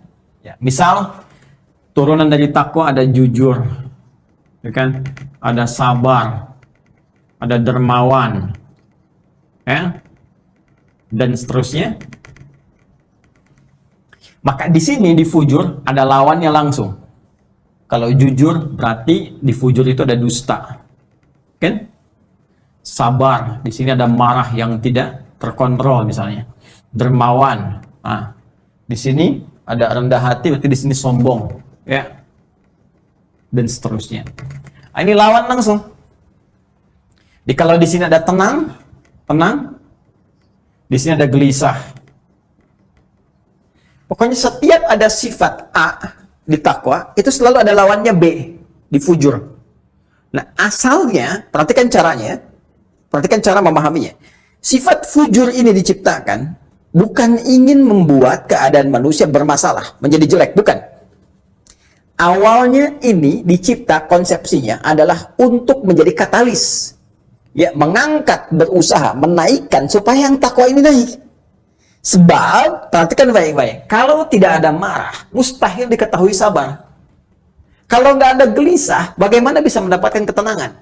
Jadi gelisah diciptakan bukan ingin membuat manusia larut dalam kegelisahan, tapi sebagai pengantar supaya tenangnya muncul. Marah diciptakan bukan ingin membuat manusia pemarah, tapi supaya sabarnya muncul. Sebab kalau nggak kelihatan marah, nggak mungkin ketahuan sabar. Ya, kalau mau cek begini deh, mau cek ya. Suami pulang dari kantor. Ya, maaf, nggak ada hujan, nggak ada badai, nggak ada angin, nggak ada apapun. Situasi normal, pulang aja. Tiba-tiba Anda, istrinya, ya ibu, langsung temui suami, katakan pada suami, "Pak, sabar ya Pak, sabar." Kira-kira gimana respon suami? Ya, paling dia berkata, "Mama kenapa? Sehat." Baik, ini pasti ada pemicu kan? Nah, karena itu, nanti cara pandang di Al-Quran itu indah. Setiap mendapatkan persoalan, cara melihatnya jangan dilihat sebagai masalah. Dilihat sebagai katalisator. Ini adalah pengantar kepada nilai-nilai kebaikan. Sebab kalau nggak ada yang sulit, mudah nggak akan tiba. Karena itu kesulitan disandingkan dengan kemudahan. Inna ma'al usri yusra. Jadi cara membaca sesuatu, orang Islam itu luar biasa. Apalagi orang beriman. Orang beriman itu mengagumkan. Ajaban li amrin mu'min. Ya, kata Nabi itu orang beriman itu kalau benar imannya begitu mengagumkan. Karena semua keadaannya itu baik semuanya. Ya, ketika dia dihadapkan pada kesenangan, dia bersyukur. Ketika dihadapkan pada masalah-masalah, dia bersabar. Ya, sabar itu diantara pemaknaannya adalah cara pandang melihat persoalan sebagai jembatan menuju solusi nilai-nilai kebaikan. Itu poinnya. Nah, sekarang balik supaya tidak terlampau jauh ya. Nah, karena ini ada dalam satu situasi, ya tiba-tiba tenang, bisa gelisah, ya. Makanya jiwa kita, sumber kehidupan kita kan seperti itu kan? Ya, kadang-kadang sedang tenang, jadi gelisah lagi. Ya, semenit tenang, selanjutnya gelisah. Ada pemicu sesuatu, tiba-tiba jadi marah, terus tenang lagi, ya. Nah, itu selalu berubah kan? Selalu bolak-balik kan? Ya. Nah, dalam bahasa Arab, keadaan yang bolak-balik disebut dengan qalubah, ya, atau qalaba yaqlubu qalbun. Ya, qalbun, sifatnya keadaannya disebut dengan qalbun. Karena itu, tempat nafas yang di dalamnya ada takwa dan fujur, yang tidak pernah membuat keadaan nafas kita, jiwa kita dalam keadaan satu yang sama, ya, selalu terpacu, selalu terbolak-balik, maka tempatnya disebut dengan qalbun. Ini asalnya. Dinamailah dengan hati karena mengandung unsur perasaan di dalamnya. Rasa yang tak pernah bisa stabil, rasa yang selalu berubah. Ini hati, ini kadang disebut jiwa karena mengandung nilai nafasnya. Terus gejolak perasaannya disebut dengan qalbun. Dari sini muncul istilah qalbun karena ada pergulatan antara keadaan takwa dan fujurnya. Jika seseorang mampu menjadikan fujur sebagai katalis sifat yang jelek tadi, yaitu pengangkat sifat baiknya. Jadi caranya begini, paling gampang ya. Kalau ngelihat orang sedang berdusta, ada dusta misalnya kelihatan, ada pembohong, ada penipu, itu pelajaran dari Allah kepada kita, itu nggak baik, jangan lakukan. Supaya jujur kita muncul, perbaiki itu semua. Karena itu dalam sistem kehidupan, ya dibuat kemudian sistem untuk mengentaskan nilai-nilai buruk itu. Ya ada ketertiban, keamanan di masyarakat misalnya, ya kan? Ada kemudian kenyamanan, ketentraman, begitu ada yang kurang baik di sekolah diperbaiki, dalam kehidupan pun demikian. Apa hikmahnya? Supaya kita belajar. Nah, begitu ada yang korupsi ditampilkan, nampak, kelihatan oleh kita. Pelajaran pertama yang paling penting apa? Supaya mengangkat nilai potensi takwa kebaikan kita, jangan lakukan seperti itu. Saat bersamaan kita doakan supaya dia pun berubah. Maka mendapatkan perubahan-perubahan, ditata lagi. Ya masuk pesantren misalnya, ya pesantren suka miskin, pesantren macam-macam, ya dan sebagainya supaya bisa berubah kembali, lebih baik lagi. Itu asalnya. Kalau kita bisa menjadikan sifat yang kelihatan seperti jelek tadi, fujur tadi, untuk mengangkat yang baiknya supaya belajar lebih baik lagi, maka akan nyaman kehidupan kita. Karena itu redaksi Al-Qur'annya mengatakan qad aflaha man zakkaha. Sungguh akan bahagia, tentram orang yang mampu menyucikan ya nafasnya. Nyuci itu apa? Nyuci itu kan bukan buang bendanya. Ya, coba ada nggak orang nyuci buang bajunya? Tidak kan? Tapi buang kotorannya kan? Karena bajunya kotor, ya. Kemudian dicuci. Ini agak dalam ya, mohon deh, baik-baik simak, baik-baik, pelan-pelan. Ya, karena bajunya kotor, dia cuci. Kalau nggak ada kotoran, kan nggak dicuci kan? Belum pernah saya lihat ada orang nyuci baju bersih. Pasti baju kotor. Dan yang dicuci bukan membuang pakaiannya, membuang kotorannya. Ya, setelah kotorannya hilang, bersih kan? Maka bajunya bisa digunakan kembali setelah diproses, dijemur, setrika, dan sebagainya. Nah, sekarang perhatikan baik-baik. Artinya, mencuci itu, ya kan? Cuci, untuk menghilangkan kotornya supaya tampak bersihnya. Nah, pengertian terbaliknya, bersih itu bisa diketahui kalau ada kotornya. Kalau nggak ada kotor, maka nggak akan ketahuan bersihnya. Di kotoran itu muncul, sebetulnya bukan ingin menjadikan keadaannya kotor, tapi supaya bersihnya muncul. Sebab kalau nggak ada kotor, kebersihan itu nggak akan mungkin bisa ada. Ya, justru dengan kotoran itu, bersih itu terjadi. Ikhtiar itu muncul, amalan itu terjadi. Pun demikian dalam kehidupan kita, makanya indah bahasa Al-Quran itu. Qad aflaha man zakkaha. Kita itu bukan ingin menghilangkan sifat fujurnya, bukan. Tapi ingin belajar supaya yang potensi-potensi jelek dalam hidup bisa dibasuh. Jadi dimunculkan sifat fujur, dimunculkan ini marah, dusta, sombong. Ini kan sifat, bukan ingin supaya kita menjadi sombong, bukan. Tapi supaya belajar, lawannya supaya muncul, ini kelihatan. Sebab kalau kotor nggak ada, bersih nggak akan muncul, tindakan nggak akan ada. Karena itu sifat-sifat ini ya diciptakan ini untuk melatih supaya yang baiknya muncul. Jadi kalau Anda melihat orang sedang sombong, ini pelajaran. Oh ini nggak bagus, kita mesti baik. Dan doakan orang itu supaya jadi baik. Itu poinnya. Karena ini terus bergelut di dalam jiwa kita, tidak pernah stabil, maka tempatnya disebut dengan qalbun.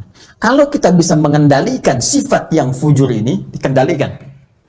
Tekan, takwanya naik. Maka jadilah pribadi yang paling mulia. Tenang hidupnya, aflah. Ya, aflaha yuflihu, orang yang disebut muflih. Ya, makanya orang yang bisa menaikkan sifat takwa, ya, qad aflaha man zakkaha. Ketika takwanya naik, takwa, redaksi Al-Qur'annya, qad aflaha. Pakai qad ya, harfu tahqiq, jaminan, pasti orang itu akan cenderung bahagia dan sukses. Silahkan cek. Kata Quran, orang jujur itu pasti sukses. Dermawan itu pasti sukses. Sabar itu pasti bahagia. Bahagia, sukses. Itu aflah. Orangnya disebut muflih. Muflih. Kalau ingin dijamakkan, tambah un di ujungnya. Muflihun. Muflihun. Oh. Semakin ditingkatkan takwanya, takwa naik, maka cenderung mendekatkan kepada kebahagiaan dan kesuksesan. Orangnya disebut dengan muflih, jamaknya muflihun. Takwa, orangnya disebut taqi kalau satu orang. Ya, taqi. Ada orang namanya Ma'ul, misalnya Ma'ul at-taqi, ya, Ma'ul sedang berusaha jadi takwa. Ya. Kalau jamak ini berubah jadi muttaqun, ittaqa yattaqi. Ittaqi orang yang berusaha menjadi takwa. Yattaqi, muttaqun, orang-orang yang takwa. Kalau dijarkan muttaqin atau nasabkan muttaqin, ya. Muttaqun, orang-orang yang berusaha meningkatkan takwa, ya. Kalau dinasabkan, dijadikan objek, jadi muttaqin, ya. Orang-orang yang berusaha meningkatkan takwa. Perhatikan korelasinya, kembali ke Al-Baqarah ayat 2-5. Dzalikal kitabu la raiba fi hudal lil muttaqin. Ya. Isi Al-Quran jangan pernah diragukan kandungannya, memberi petunjuk pada orang-orang yang berusaha meningkatkan takwanya. Bagaimana dia bisa meningkatkan takwa itu? Ya, kan kesini kan? Semakin kau tingkatkan takwa, takwa akan menutup sifat burukmu, kan? Fujurnya hilang, kan? Yang muncul nilai-nilai kebaikannya, maka cenderung bahagia, cenderung sukses. Bagaimana meningkatkan takwa itu? Kembali lagi ke Al-Baqarah ayat 3 dan 4. Alladzina yu'minuna bil ghaib wa yuqimunas shalah, shalah meningkatkan takwa. Wa mimma razaqnahum yunfiqun, infak meningkatkan takwa. Walladzina yu'minuna bima unzila ilaik, berinteraksi dengan Al-Qur'an meningkatkan takwa. Puasa meningkatkan takwa, haji meningkatkan takwa, zikir meningkatkan takwa. Karena itu ketika orang sholat, ya diminta oleh Allah menunaikan sholat, sebetulnya maaf, kewajiban yang melekat pada sholat bukan sekedar ingin menuntut kita hanya mengerjakan sebagai ritual, bukan. Anda nggak sholat, nggak ruku, nggak sujud pun, semuka langit nggak sujud dan ruku, tidak akan menurunkan status Allah sebagai Tuhan. Allah nggak butuh dengan sholat kita, yang butuh kita. Karena manfaat sholat ini sendiri, sholat adalah bagian dari amalan takwa. Ya, masih ingat korelasinya? Ketika takwa dikerjakan, ya naik takwanya, maka potensi ini akan mulai menutup sifat-sifat fujurnya. Fujur ini kan kumpulan nilai-nilai yang tadi, yang negatif tadi, ya, yang cenderung membawa pada nilai-nilai keburukan.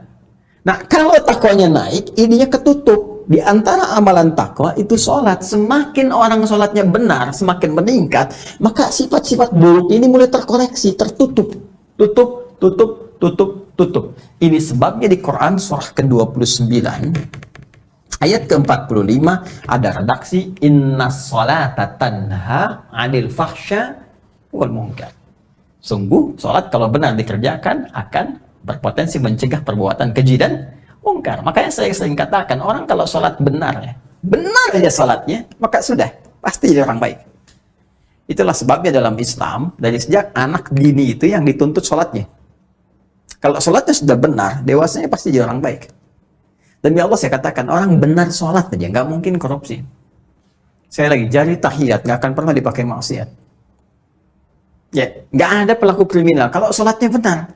Karena akan tercegah, di hatinya itu ada dorongan kuat untuk mencegah. Jangan lakukan, itu nggak benar. Ya, semakin berkurang, makanya pelaku maksiat tuh, demi Allah saya katakan, mustahil sholatnya benar. Kalaupun ada orang sholat bermaksiat, mustahil benar tuh, pasti bermasalah. Kalau orang benar tuh udah kelihatan auranya lain, beda. Ya, ini poinnya. Ini kembali ke sini, kita strukturnya kita bangun kembali, ya kita rumuskan lagi, kembali ke sini. Jadi ada sifat takwa, ada sifat fujur, pendalamannya kalau takwanya baik, fujurnya bisa kita tekan, maka cenderung hidupnya tentram, cenderung hidupnya baik. Namun pada intinya di dalam takwa dan fujur ini berada di satu ya keadaan namanya nafas. Ini sumber kehidupan kita, tempatnya di qalbun tadi, karena ada pertarungan antara takwa dengan fujur. Takwa ini yang mendorong kepada kebaikan oleh Allah, kemudian ditugaskan malaikat untuk membisikkan nilai-nilai kebaikan pada jiwa takwa. Karena itu cenderung kita ketika ada misalnya perintah untuk menunaikan ibadah, itu jiwa takwa kita merespon. Itu malaikat yang bisikan. Ya, seperti adzan misalnya kan, Allahu Akbar, terus hati kita tiba-tiba berkata sudah adzan, siap-siap dulu. Itu malaikat. Ya, malaikat disebutkan di Al-Quran sebanyak 88 kali. Fujur, ini yang diminta oleh setan, dia mengajukan proposal kepada Allah, di An-Nisa itu, masih ingat? Di ayat 117, 118, 119, ya. La takhidhanna min ibadika nasiban mafruḍa. Ya Allah, aku mengajukan kepadamu supaya diberikan ya satu objek di tubuh manusia untuk aku goda, berikan was-was. Ya, maka dia meminta kepada Allah untuk bisa mengondisikan fujur. Nah, setan mendorong lewat fujur. Ya, lewat fujur. Nah, setan disebutkan di Al-Quran 88 kali. Sama persis tuh. Jadi kalau malaikat bekerja, setan pun tidak akan berhenti. Dia dorong, ada pertarungan di dalamnya. Ya, setan mendorong fujurnya. Dia tenang baru adzan, belum komat, tenang baru komat, duhurnya masih lama. Tuh. Ayo, musim begini kamu nggak ada uang, udah rampok aja, udah copet aja, jambret, begal aja. Itu fujur tuh. Karena tempat fujur ini nafas, alih-alih pada kebaikan, nafas, maka dipelesetkan dari sini. Ya, nafasnya dipelesetkan. Diarahkan pada yang jelek. Alih-alih membawa fungsi kehidupan yang baik dengan jiwa takwa, dibawa oleh setan, terpeleset menjadi nafsu. Ya, ini yang sering dilukiskan dengan diksi nafsu. Ya, maka di sini ada redaksi di Quran pula, jika orang dikuasai nafasnya oleh setan dan dominan jiwa fujurnya, maka nafas ini akan cenderung mengarahkan pada nilai keburukan. Itu ada di Quran surah ke-12 Yusuf ayat 53. Wa ma ubarri'u nafsi innan nafsa la'ammaratun bisu. Kita nggak bisa menjadikan diri kita sebagai suci karena ada potensi dalam nafas kita yang dikelola, yang dibisikkan, yang dipengaruhi oleh siapa? Oleh setan. Apa itu? Fujur. Karena adanya di sini di nafas, kalau dikuasai oleh setan, maka ini terkuasai, maka ini yang memberikan sinyal kepada tubuh kita untuk berbuat maksiat. Itu disebut su. Innan nafsa, sungguh nafas itu la'ammaratun bisu. Kalau dikuasai fujurnya oleh setan, maka dia akan memberikan rambatan kepada tubuh untuk bermaksiat. Ke mata melotot, ke mulut berkata-kata kotor, terus tembuskan ke tangan jadi mukul nggak karuan, ke kaki, ya ada yang korupsi, ada yang macam-macam, ada yang segala rupa. Itu tindakan-tindakan anarkis yang muncul. Ini disebabkan oleh pengaruh-pengaruh fujur yang dikuasai oleh siapa? Oleh setan. Di mana kedudukan orang munafik?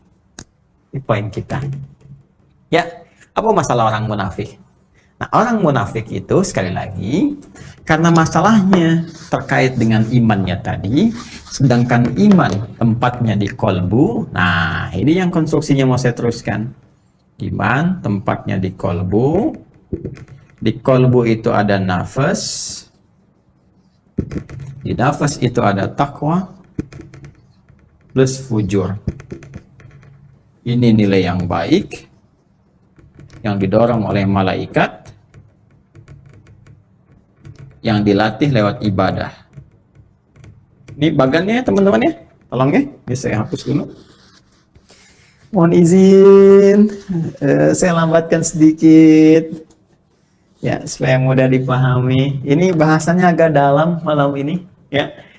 Mohon maaf, saya berusaha menerangkan sebaik-baiknya. Di saya pelankan sedikit, teman-teman bisa fokus ya. Baik-baik, semoga Allah memberikan kemudahan pada kita insya Allah.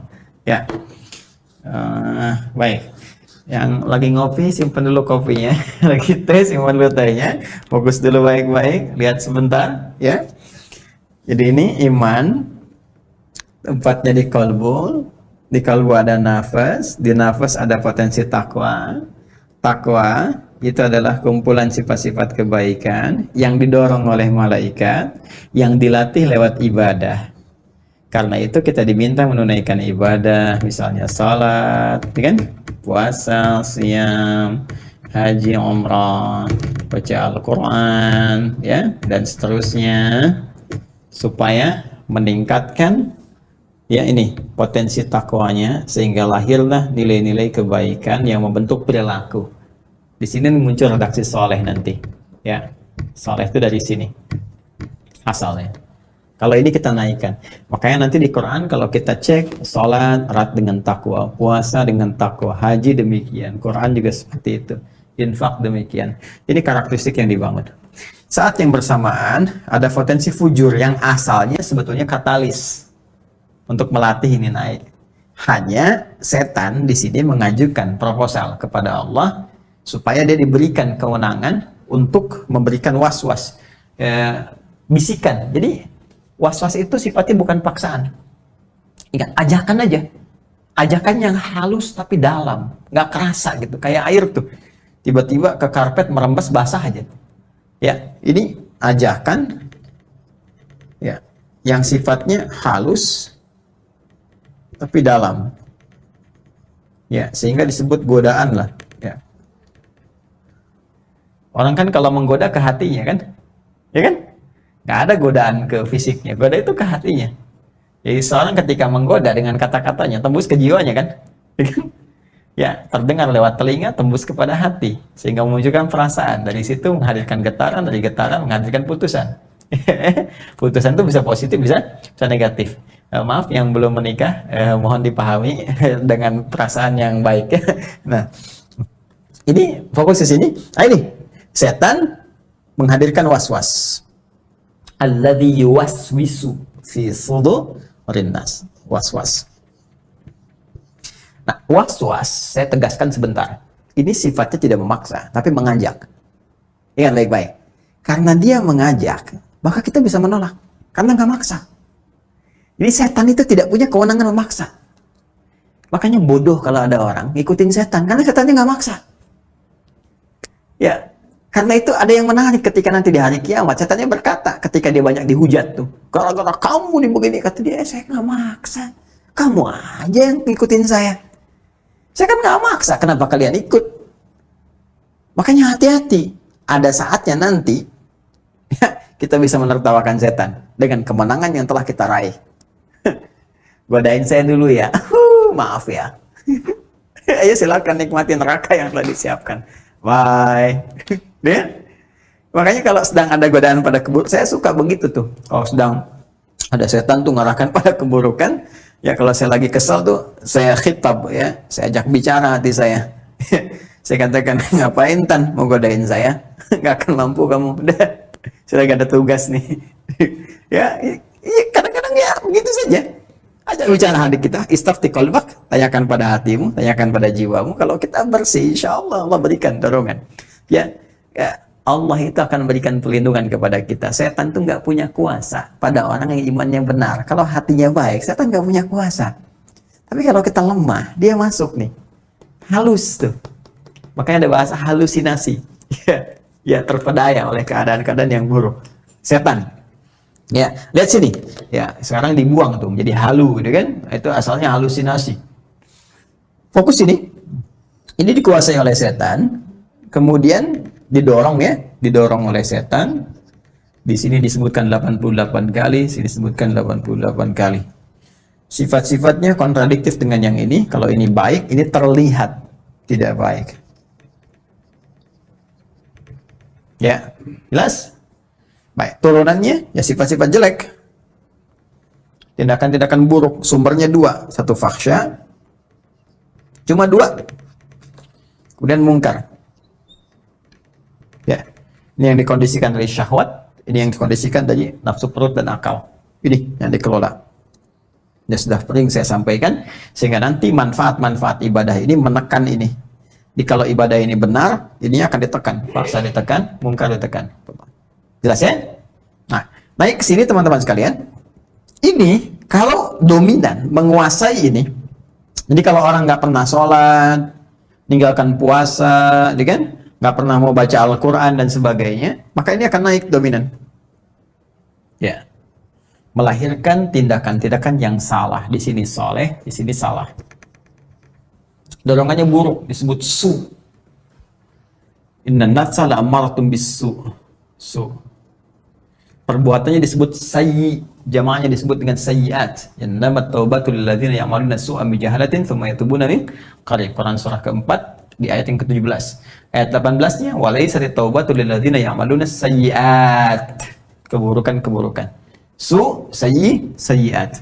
Nah, sekarang fokus. Jadi kalau seorang berbuat salah, ini ya, berbuat sesuatu yang buruk, maka nanti ini ada noda nih di hatinya, pusat spiritualnya, kolbunya. Dia mulai tertutup. Naktah sauda di hadis Muslim. Tertutup, tertutup, tertutup, sehingga pancaran cahaya hidayah yang Allah berikan itu nggak bisa tembus melalui keadaan-keadaan pusat informasinya. Seperti yang saya contohkan dulu. Ini ada cawan, ya kan? Gelas. Kalau masih kosong, bagus kan, saya masukin apa aja, masukkan.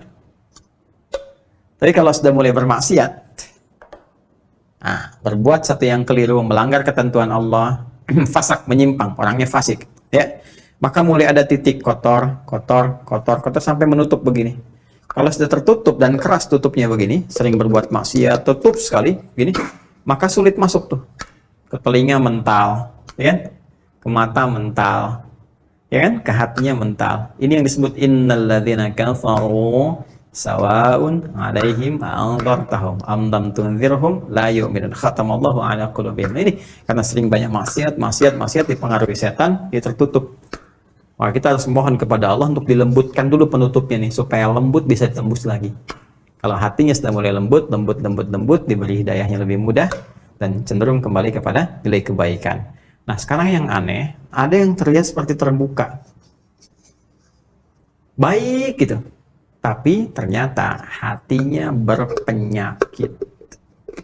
Nah, penyakitnya ini berbeda dengan penyakit-penyakit yang kufur tadi, penyakit-penyakit yang fasik tadi. Yang ini lebih kronis sifatnya. Karena tidak nampak secara langsung dari perilaku. Kalau yang kufur nampak langsung dari perilaku. Ya, penyakitnya dari fakhsya misalnya, muncul apa? Pornografi, nonton gambar-gambar yang tak bagus, video-video yang yang buruk. Yang itu pornografi itu akan membawa kepada tingkat yang lebih serius. Bahkan nanti ke LGBT ini riset ya, riset. dari riset ini nanti. Jadi kalau dari, mohon maaf tuh, pornografi itu candu yang sangat luar biasa. Itu pornografi itu lebih bahaya dari narkoba. Narkoba aja sudah bahaya, ya, apalagi pornografi. Naik nanti itu pengantar kepada LGBT, itu yang paling bahaya. Ke atasnya lagi. Nah ini teman-teman sekalian, itu fahsya. Kata-kata kotor, jorok, dan sebagainya. Ya, mencuri, membunuh, merampok, dan sebagainya itu mungkar. Nah, perbuatan fasik, penyimpangan, itu karena sifat-sifat tadi, fahsya dan mungkar. Nah, munafik, itu samar sifatnya. Ya, kalau fahsya dan mungkar, itu membentuk perilaku. Orang maling kan mencuri, kelihatan perilakunya ada. Tapi kalau munafik itu, perilakunya kayak baik, sikapnya baik. Padahal kebaikan itu dibangun oleh sinyal-sinyal yang kotor dari nafsunya. Itu penyakitnya, penyakit yang sangat menarik. Berbeda dengan penyakit-penyakit biasa. Apa di dalamnya? Seperti riya misalnya, hasad misalnya, ya, hiqd misalnya, dengki, dendam, riya, sum'ah, dan sebagainya. Ini penyakit-penyakit seperti ini. Berbeda dengan penyakit yang ini. Nah, riya, ingin kelihatan pamer, ya, ingin kelihatan dermawan. Dermawannya bagus tuh, dermawan bagus, ya, bagus dermawannya. Cuma ingin kelihatan dermawan, jadi nggak bagus. Jujur bagus, ingin nampak seperti orang jujur, jadi nggak bagus. Sabar bagus, ya, tapi ingin kelihatan oleh orang seperti orang sabar, itu nggak bagus. Ya kan? Ya, bersikap baik pada orang karena hartanya itu bagus, karena jabatannya bagus, hormat pada mereka. Tapi kehormatan yang diisi oleh perasaan iri hati itu nggak bagus. Hormat, ya maaf, ya di wajahnya ada senyuman, masya Allah Pak, Bapak itu luar biasa, bisa punya jabatan seperti sekarang. Cuman di hatinya, mudah-mudahan Bapak besok kehilangan jabatan. Itu hasad. Keinginan meruntuhkan kenikmatan yang diperoleh orang lain. Itu hiqd. Tuh, ini bahaya. Itu yang disebut dengan sifat-sifat ini melahirkan sifat nifak yang membentuk munafik. Tipikal golongan ketiga. Jadi, orang munafik itu sama-sama yang ingin saya sampaikan punya penyakit di hatinya. Punya penyakit di kolbunya. Ya, penyakit yang melahirkan dampak kepada fisik disebut daun. Penyakit yang melahirkan dampak kepada jiwa, sumbernya dari kolbun, disebut maradun. Jadi orang yang sedang riya itu maradun. Orang yang sedang hasad itu kena penyakitnya maradun. Orang yang hiqd, dengki, ya, dendam, itu maradun. Ada penyakit di kolbun. Kalau satu orang, kalau banyak orang, ya, maka jamak bentuknya dari kolbun jadi kulubun. Ya, di kulubnya ada apa? Ada maradun. Karena itu kalau ditanya kemudian, kenapa orang munafik itu bermasalah imannya? Kenapa dia menipu dirinya sendiri? Di ayat 9, ya kan? Kenapa dia mencoba menipu Allah dan orang beriman? Padahal tanpa sadar dia menipu dirinya sendiri. Karena di kolbunya ada maradun. Karena di kulub mereka kalau banyak. Karena munafik menular. Kalau banyak orangnya di kulubun, ya, di kulub hati-hati mereka itu ada penyakit maradun. Maka dijawablah dari pemaparan ini, turunlah kemudian, perhatikan, ya, pernyataan tegas dari Allah Subhanahu wa taala yang mendasari pemaparan yang telah diuraikan tadi, ayat 10. Fi qulubihim marad. Nah, jadi ini saya balik nih, biasanya saya terangkan ayatnya dulu kan, baru kita turunkan. Nah, ini karena ayatnya sudah kita ulas 8 dengan 9, maka saya turunkan dulu korelasi paparannya, baru saya naikkan ke ayat. Karena itu pemahaman kita bisa lebih kuat. Fi qulubihim. Fi qulubihim maradun. Nah, ini fi qulubihim marad. Ya, kita i'rab dulu ya. Kita i'rab dulu nih.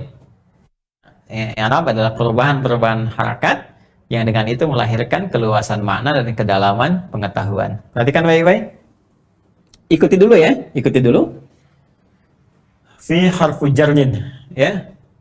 Mabniun ala sukuni fi la mahalla lahu min al-i'rab.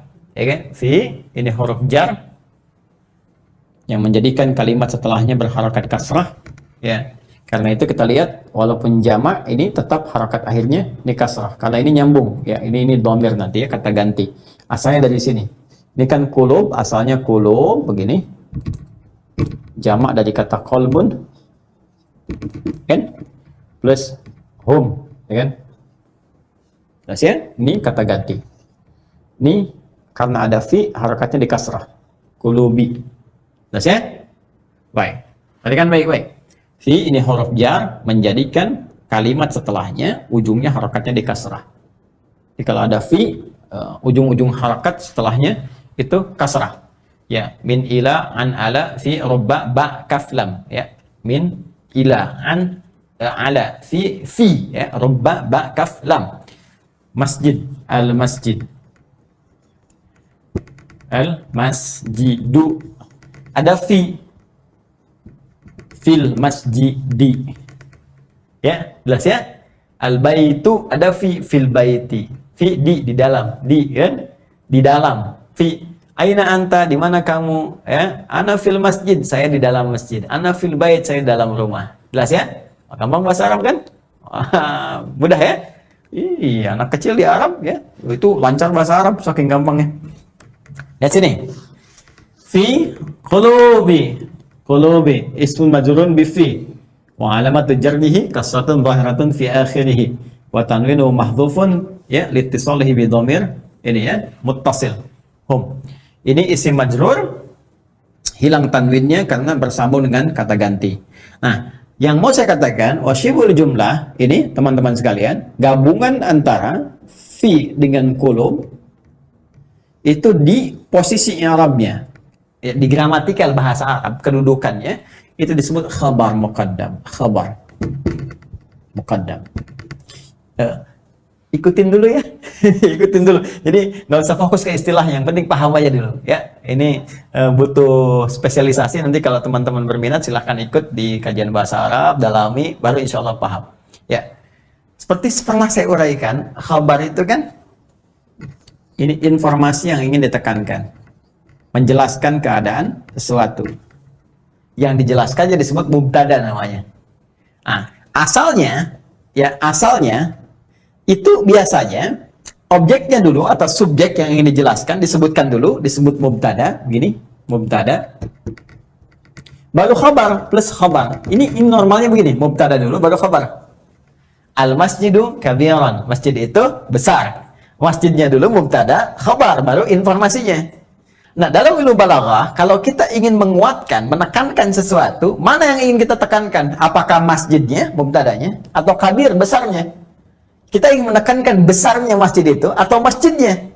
Kalau kita ingin menekankannya, maka yang ingin kita tekankan dahulukan, ya, dalam urutannya. Kalau kita ingin menekankan informasinya, maka dahulukan informasinya sebelum mubtadanya. Maka komposisinya menjadi begini. Khabar ini didahulukan, dalam bahasa Arab didahulukan disebut muqaddam namanya. Ya, plus mubtada.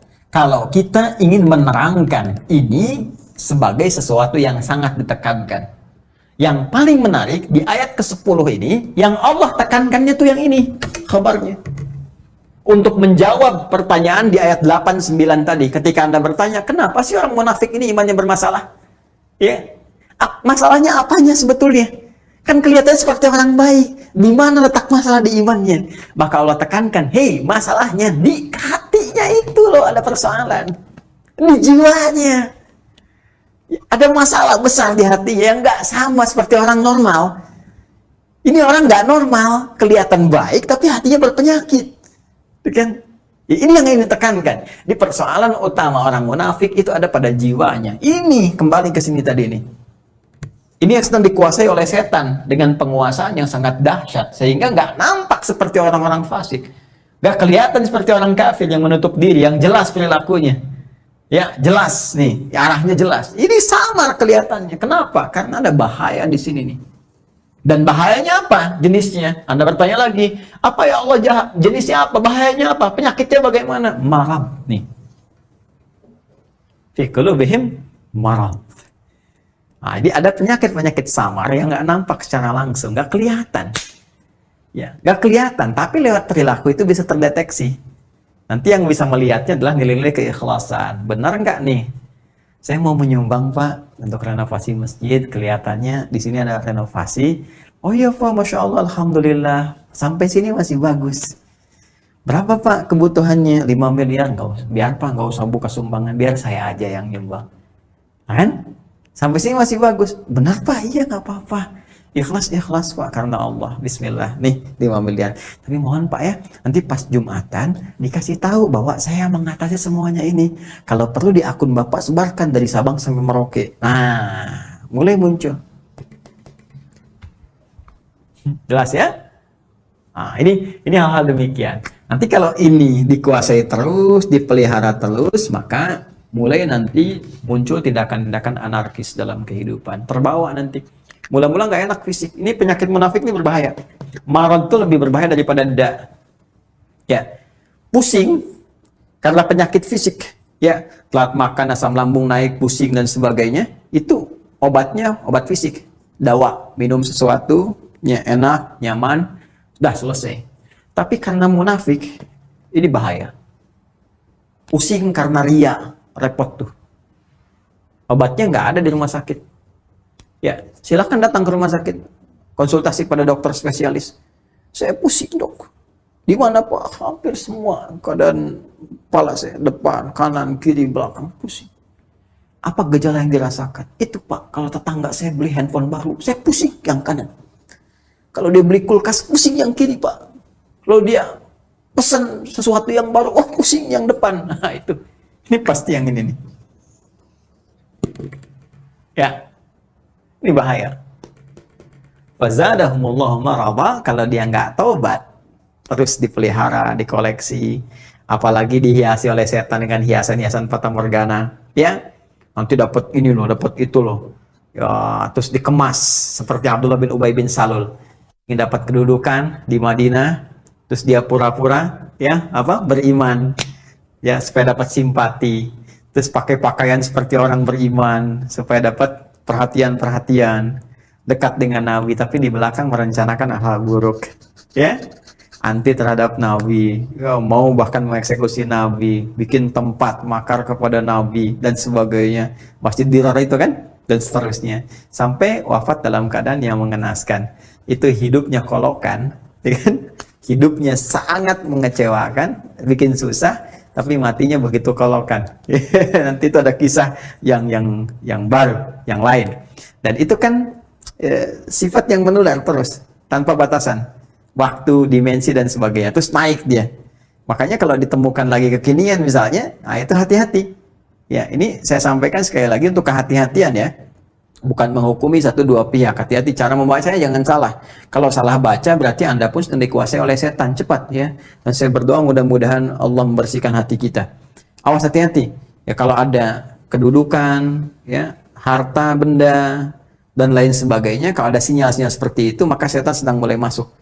Sekali lagi, saya sering katakan, ini musim-musim pilkada, kalau nanti ada bisikan-bisikan nih, wilayah pemilihnya banyak Islamnya nih, kamu pakai kerudung aja, untuk menampakkan aja kamu dekat dengan mereka. Kalau perempuan, kamu pakai peci deh, kalau bisa pakai jubah, datang ke pesantren begini, kamu untuk nampakkan aja, supaya kamu dapat pemilihnya. Ah, itu hati-hati setan tuh. Katakan pada jiwa Anda, kamu jangan main-main dengan setan. Bilang aja, kamu set, jangan main-main, kamu ingin men-set saya. Jangan main-main dengan setan, gitu kan? Kalau saya mau muslim, saya jadi muslim yang sesungguhnya. Saya pakai peci beneran. Bahkan ini menjadi momentum saya untuk bertobat kepada Allah. Kalau saya dipilih, saya akan jadi pemimpin yang benar. Ya, saya akan dipilih pejabat yang benar. Jadi muslim yang benar. Nah itu, ya. Pun demikian, hati-hati kalau sedang bermasalah. Ya, nggak pernah bersentuhan dengan jilbab, nggak pernah bersentuhan dengan peci, dengan tasbih, tiba-tiba tertangkap di persidangan, bawa tasbih, bawa peci, bawa ini. Kalau motivasinya bagus, jalan untuk bertobat baik. Tapi kalau dorongannya udah untuk menarik perhatian hakim, juri supaya ada kasihan, unsur kesolehan, pakai aja ini. Itu pun dikuasai oleh ini kalau tidak ada perubahan yang berarti. Ya, saya menyampaikan ya sebagai gambaran objektif karena dari dulu ada seperti ini. Kalau muncul lagi sekarang, berarti kita bisa hindari. Ya, kita tidak menghukumi satu atau dua pihak, tapi pelajaran kita bersikap objektif untuk melihat dan mengoreksi diri. Kalau ingin berubah, alhamdulillah. Kalau tidak, itu pilihan, tidak pernah ada paksaan. Ya, ini cara membacanya. Ya, jadi ya kalau marah itu pilihan, nggak apa-apa. Tapi kan kita bisa mengoreksi diri. Ya, tapi buzzer harus mengerti. Insya Allah kalau buzzer rajin ikut pengajian saya, insya Allah jadi soleh. Ya, dan saya juga mendoakan mudah-mudahan jadi berubah, gitu kan? Menjadi lebih baik. Tapi alhamdulillah kalau ini jadi ladang untuk sesuatu yang menghasilkan, ya, dan saya berdoa untuk berubah karena dari situ pun nggak akan bermanfaat, nggak berkah gitu, ya lebih baik berubah jadi lebih baik. Dan biasanya habis ini nih di YouTube kita jadi bermasalah nih, tiba-tiba ada gangguan, terus viewernya jadi 0 gitu kan. Saya nggak ada masalah, karena itu saya sembunyikan subscribernya. Jadi saya nggak ada subscriber nggak apa-apa karena tugasnya berdakwah. Ya, yang penting kita diridhoi oleh Allah Subhanahu Wa Taala. Jadi Anda capek-capek sendiri kalau ganggu saluran saya di sini, ya karena nggak akan berpengaruh kepada saya. Ya, karena itu lebih baik berubah. Alhamdulillah kalau masih ditugaskan di saluran saya, alhamdulillah ya. Itu lebih bagus. Jadi lebih bagus dengar kajian terus, saya doain lagi. Pekan ini saya doakan belum berubah, ya nggak apa-apa. Pekan depan lagi saya doakan belum berubah, nggak apa-apa. Tapi kalau udah setahun Anda ikut saya nggak berubah juga, saya belum perlu berapa pekan lagi saya doakan Anda. Ya, ayo kita berubah. Anda punya hak untuk jadi baik. Kita semua punya hak untuk jadi baik. Ya, jadi ayo kita berubah. Dan kita merubah tampilan sehingga menjadi manusia yang istimewa. Gak usah saling berselisih, gak usah saling mencela. Yang penting kita berubah dalam tatanan yang lebih baik. Jadi sampai sini paham ya? Di penyakit orang munafik yang paling utama ada pada kolbunnya. Kolbun bawaan kemudian ditarik pada nafasnya. Nafas mengarahkan petunjuk pada fujurnya. Fujur memberikan respon pada perilakunya sehingga muncul perbuatan sayyiat yang memberikan dampak-dampak kotor dalam kehidupan. Nah, yang jadi persoalan karena ini tidak konsisten ya antara hati tadi, nafas, kolbu dengan tindakannya, berarti ada dusta kan? Ya kan? Nggak sama kan? Dalam bahasa Arab dusta itu kadzaba yakdzib, orangnya disebut dengan kadzib. Ya, kalau berkali-kali berdusta itu ditasydidkan, tad'if, kadzdzaba yukadzibu, yaitu berkali-kali. Ya, kalau dia terus berkali-kali begitu, maka ini membawa dampak pada kehidupannya, ke fisiknya. Jadi persoalan, sehingga membentuk karakter. Ya, itu sesuatu yang terus-terus dilakukan, itu bisa merubah image, membentuk karakter. Ya, karena itu sekarang ada istilah propaganda. Propaganda itu merubah mindset. Jadi di antara caranya terus dihembuskan. Di sesuatu yang dihembuskan terus-menerus menjadi pembenaran. Kesalahan yang terus diperdengarkan. Salah. Jadi benar orang akhirnya. Menjadikannya benar. Ya, makanya ini media juga hati-hati nih. Ya, menampilkan hal yang jelek-jelek terus jadi kebiasaan, akhirnya dianggap biasa. Ya, saya sekaligus koreksi ya, mohon izin ya teman-teman di media ini, coba yang jelek-jelek itu jangan diteatrikalkan gitu. Ya, ini mohon maaf nih, kadang-kadang pencurian didemonstrasikan, jadi pelajaran buat yang lain. Ya, terus beritanya yang jelek-jelek, adegan-adegan tertentu yang seharusnya jadi khusus dipublikasikan.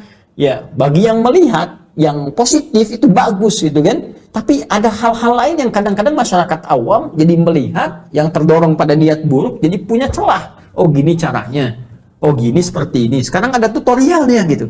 Ini jadi persoalan. Apalagi kalau terus-teruskan. Ya, dari asalnya cuma ajakan-ajakan, ya, kemudian juga asalnya penguasaan terhadap sesuatu, lama-lama dia merubah cara berpikir. Ya, ini yang kemudian kita mesti belajar dengan baik sehingga bisa menghindari segala potensi-potensi buruk dalam kehidupan.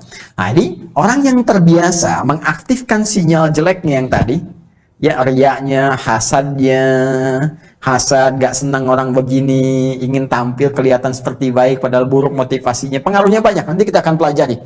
Nah, itu keterusan. Sehingga nggak konsisten, dia membohongi diri sendiri, membohongi hatinya, membohongi jiwanya. Itu kadzdzaba yukadzibu. Kalau jadi karakter, jadi kadzdzaba lagi. Ya, yakdzibu. Ya, yakdzibu itu tunggal. Jamaknya yakdzibun.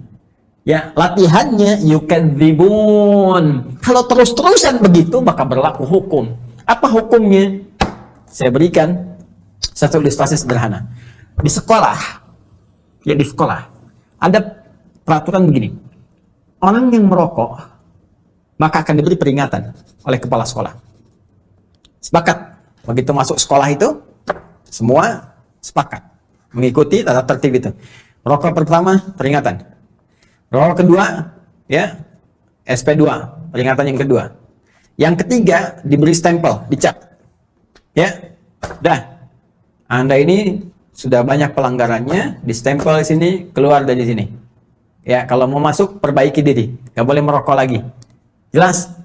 Nah, tiba-tiba ada orang yang merokok murid, berlaku stempel pertama. Ya, kedua, sampai 3 kali, dia keluar dari situ, karena bertambah terus keadaannya. Baik, pertanyaannya, yang salah kepala sekolah, atau anak yang merokok tadi? Anaknya kan? Bukan kepala sekolahnya. Karena kepala sekolah menetapkan aturan yang sudah disepakati. Anda merokok, keluar dari sini, ya kan? Kalau Anda ingin balik lagi, saya buka. Anda boleh taubat, ya, kembali itu taubat namanya. Saya buka pintunya, tinggalkan rokoknya. Silahkan, masih baik kan kepala sekolahnya?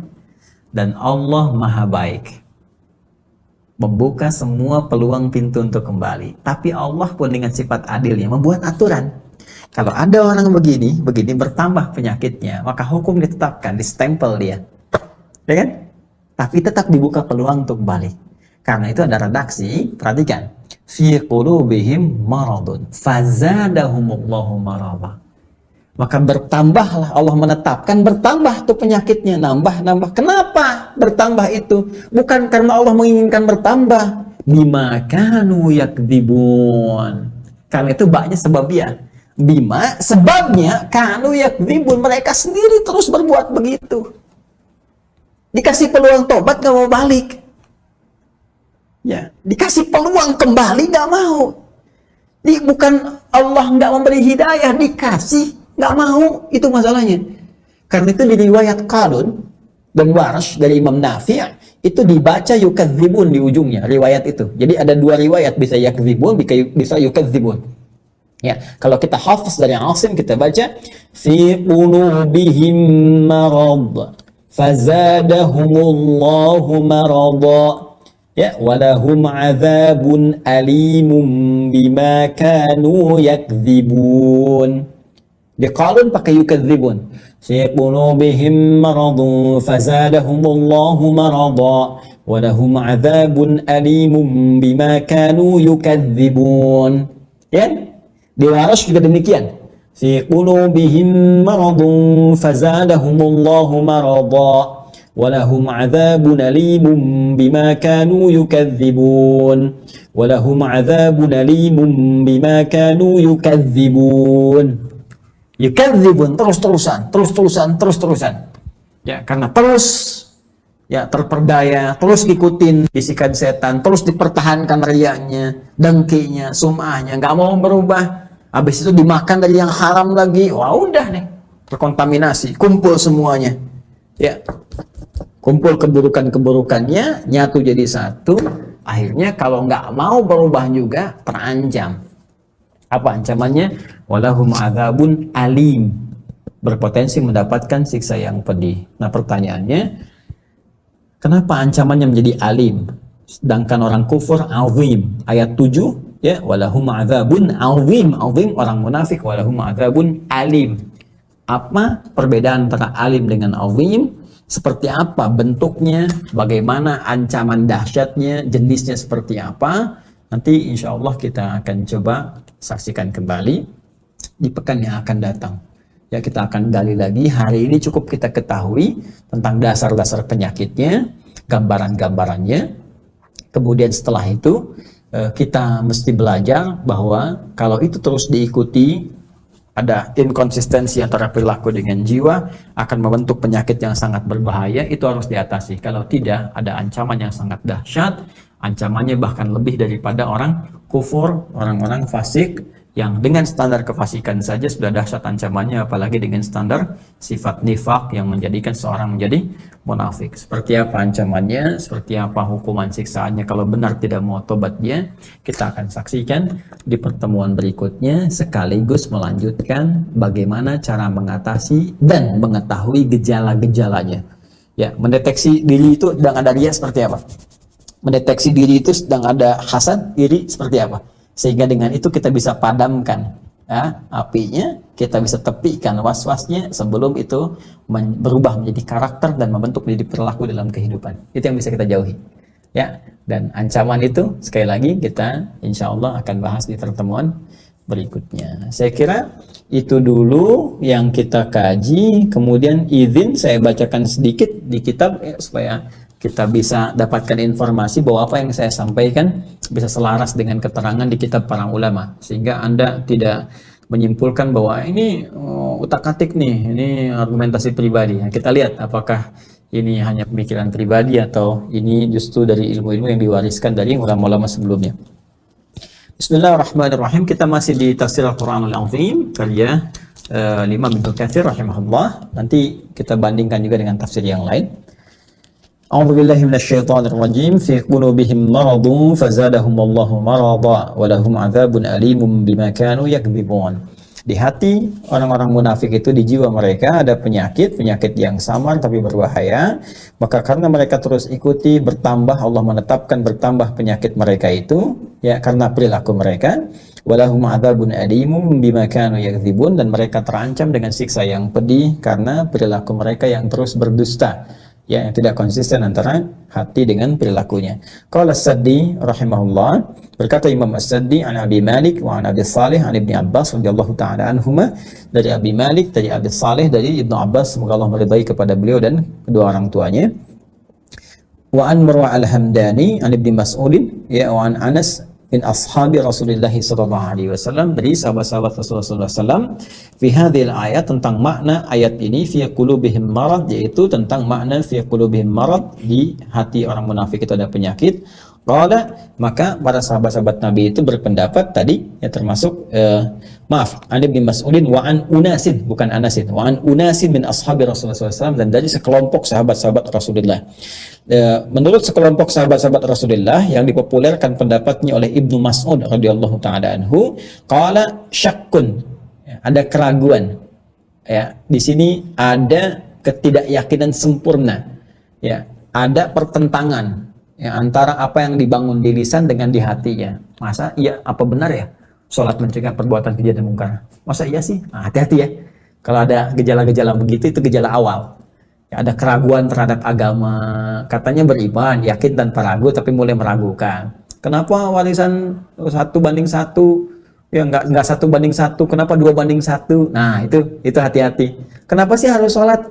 Kenapa sih harus puasa? Kenapa? Nah, itu hati-hati. Itu ada kondisi-kondisi yang diciptakan ya oleh setan supaya kita menjauh dari agama. Itu gejala-gejala awalnya. Ada syakun, fazadahumullahu maradha, maka dari situ terus kemudian bertambah karena perilaku mereka.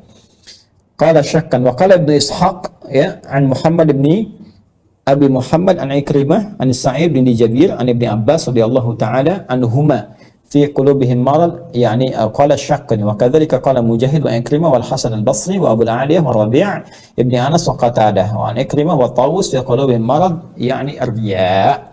Ya, dari Ikrimah dan Tawus ya, semoga Allah menyayangi keduanya, yang dimakna kalimat di dalam hati mereka ada penyakit, yakni ar-riya. Ya, qala Dhahhak an Ibnu Abbas radhiyallahu ta'ala anhuma fi qulubihim marad, qala nifaq. Ibnu Abbas radhiyallahu ta'ala anhuma yang mempopulerkan lagi, yang dimaksud kumpulan tadi syakun, ada riyanya, yang dimaksud dengan itu semua, kata Imam Ad-Dhahhak dari sahabat Ibnu Abbas radhiyallahu ta'ala anhuma, dan beliau adalah termasuk terjemahan Al-Quran, ya, penyampai risalah Al-Quran dari Nabi sallallahu alaihi wasallam, yang dimaksud adalah penyakit nifaq yang melahirkan sifat munafik. Nifaq ini yang mengumpulkan sifat-sifat tadi, ada riyanya, ada syaknya, ya, ada sum'ahnya, ada kemudian hasadnya, hikadnya dan sebagainya. Nanti kita pelajari. kita pelajari di pertemuan berikutnya. Jadi saya mau katakan bahwa apa yang telah saya sampaikan tadi itu merujuk juga pada ilmu-ilmu yang sanadnya bersambung pada keterangan sahabat-sahabat Rasulullah SAW dari Nabi SAW, yang nanti kita akan perdalam dengan membacakan keseluruhan, sehingga dengan izin Allah kita berusaha untuk mendapatkan pengetahuan yang lebih lengkap lagi. Kita kira itu, semoga Allah menghilangkan dan menepikan sifat-sifat buruk dalam hidup kita dan menjauhkan kita dari sifat-sifat nifak, apalagi masuk dalam golongan orang-orang munafik. Sebelum kita akhiri, izin menyampaikan informasi kawan-kawan sekalian. Teman-teman yang terhubung dengan STUAH, Sekolah Terbuka Usahakan Al-Quran Hafal, alhamdulillah saya mendapatkan kabar baik dari teman-teman di admin, dari tim di ILC ATC Learning Center, bahwa sekarang tahap-tahap setoran sudah luar biasa semangat. Saya bersyukur pada Allah Subhanahu wa Ta'ala, mengucapkan terima kasih atas kesungguhan teman-teman. Sekarang rasionya sudah di atas 4.000. Masya Allah, sehari itu di atas 4.000 yang setoran Quran. Ya, saya sangat bahagia sekali. Ya, mudah-mudahan Allah berkahi kita semua. Tetap semangat. Nanti dalam 1-2 hari ini insya Allah akan berjumpa dengan saya. Saya akan memulai untuk mendengar, karena ini sudah mau masuk akhir kan, di juz 30. Nanti berikutnya kita akan masuk juz pertama. Nanti akan ketemu saya lagi minimal dalam sebulan dan sekali 2 kali. Dan saya sedang menyiapkan sekarang konsepsi materi yang termudah di ilmu aswad, ya, yang bisa nanti disampaikan kepada teman-teman sehingga menjadi pelajaran pendamping untuk membaca Al-Quran dengan baik. Saya kejar ilmu aswad dulu, nanti apa itu ilmu aswad nanti kita akan bahas ya, supaya nanti memudahkan dasar untuk pengucapan bunyi dalam bahasa Arab. Bunyikan huruf itu seperti apa, ya, a, ha, bagaimana, ha, gitu kan, gha, dan seterusnya itu dibacanya seperti apa, munculnya dari mana, sumbernya dari apa, turunan ilmunya seperti apa, sampai nanti dari situ mengantarkan kepada tajwid. Ya, dari tajwid nanti kita bisa nyambung ke qiraat dan sebagainya jika Allah berkehendak dengan itu semua, insya Allah. Jadi nanti dalam 1-2 hari kita akan bertemu kembali. Saya mungkin akan random mengecek hafalan Anda, dan insya Allah kita akan diskusi seputar hal-hal yang bisa memudahkan dan menyemangati kita, termotivasi untuk meningkatkan hafalan kembali. Kemudian yang kedua, berita gembira teman-teman sekalian, seperti saya sampaikan bahwa saya berusaha terus supaya kita bisa menyebar. Saya melihat sudah ada waiting list sekarang ya, untuk masuk ke yang selanjutnya. Tetap terbuka insya Allah. Saya sekarang sedang dalam rencana akan menyetak lagi untuk yang pendampingan ya, buku dengan mushaf ya, insya Allah nanti kita siapkan. Saya akan coba siapkan 5.000 kembali dan saya akan bagikan. Insya Allah saya akan bagikan untuk teman-teman yang selanjutnya nanti sambil menunggu digitalisasi yang ini, yang apa namanya, paket yang ateisirnya, sehingga nanti bisa masuk via handphone dan perangkat-perangkat yang memudahkan kita semua. Mudah-mudahan Allah mengizinkan itu semua terjadi dan ya menjadikan kita bagian dari ahli Quran saat kita kembali kepada Allah Subhanahu wa Ta'ala. Yang kedua, saya mohon doa dari semuanya untuk saling mendoakan supaya istiqamah dalam kebaikan. Saya tidak meminta apapun kepada Anda sekalian kecuali doa-doa terbaik, khususnya semoga Allah mengampuni dosa saya dan kedua orang tua saya, juga keluarga besar, dan semoga kita dipertemukan dalam kebaikan. Ini Allah Subhanahu wa Ta'ala. Terima kasih saya sampaikan, mohon maaf atas segala khilaf, dan sekali lagi semoga semuanya sehat, baik-baik dalam ridha Allah Subhanahu wa Ta'ala. Allahumma taqabbal minna innaka antas sami'ul alim wa tub alaina innaka antat tawwabur rahim. Allahumma ij'alna min ahli al-Qur'an waj'al al-Qur'an sahiban lana fid dunya wa syafi'an lana fil akhirati ya arhamar rahimin. Rabbana atina fid dunya hasanah wa fil akhirati hasanah wa qina adzaban nar.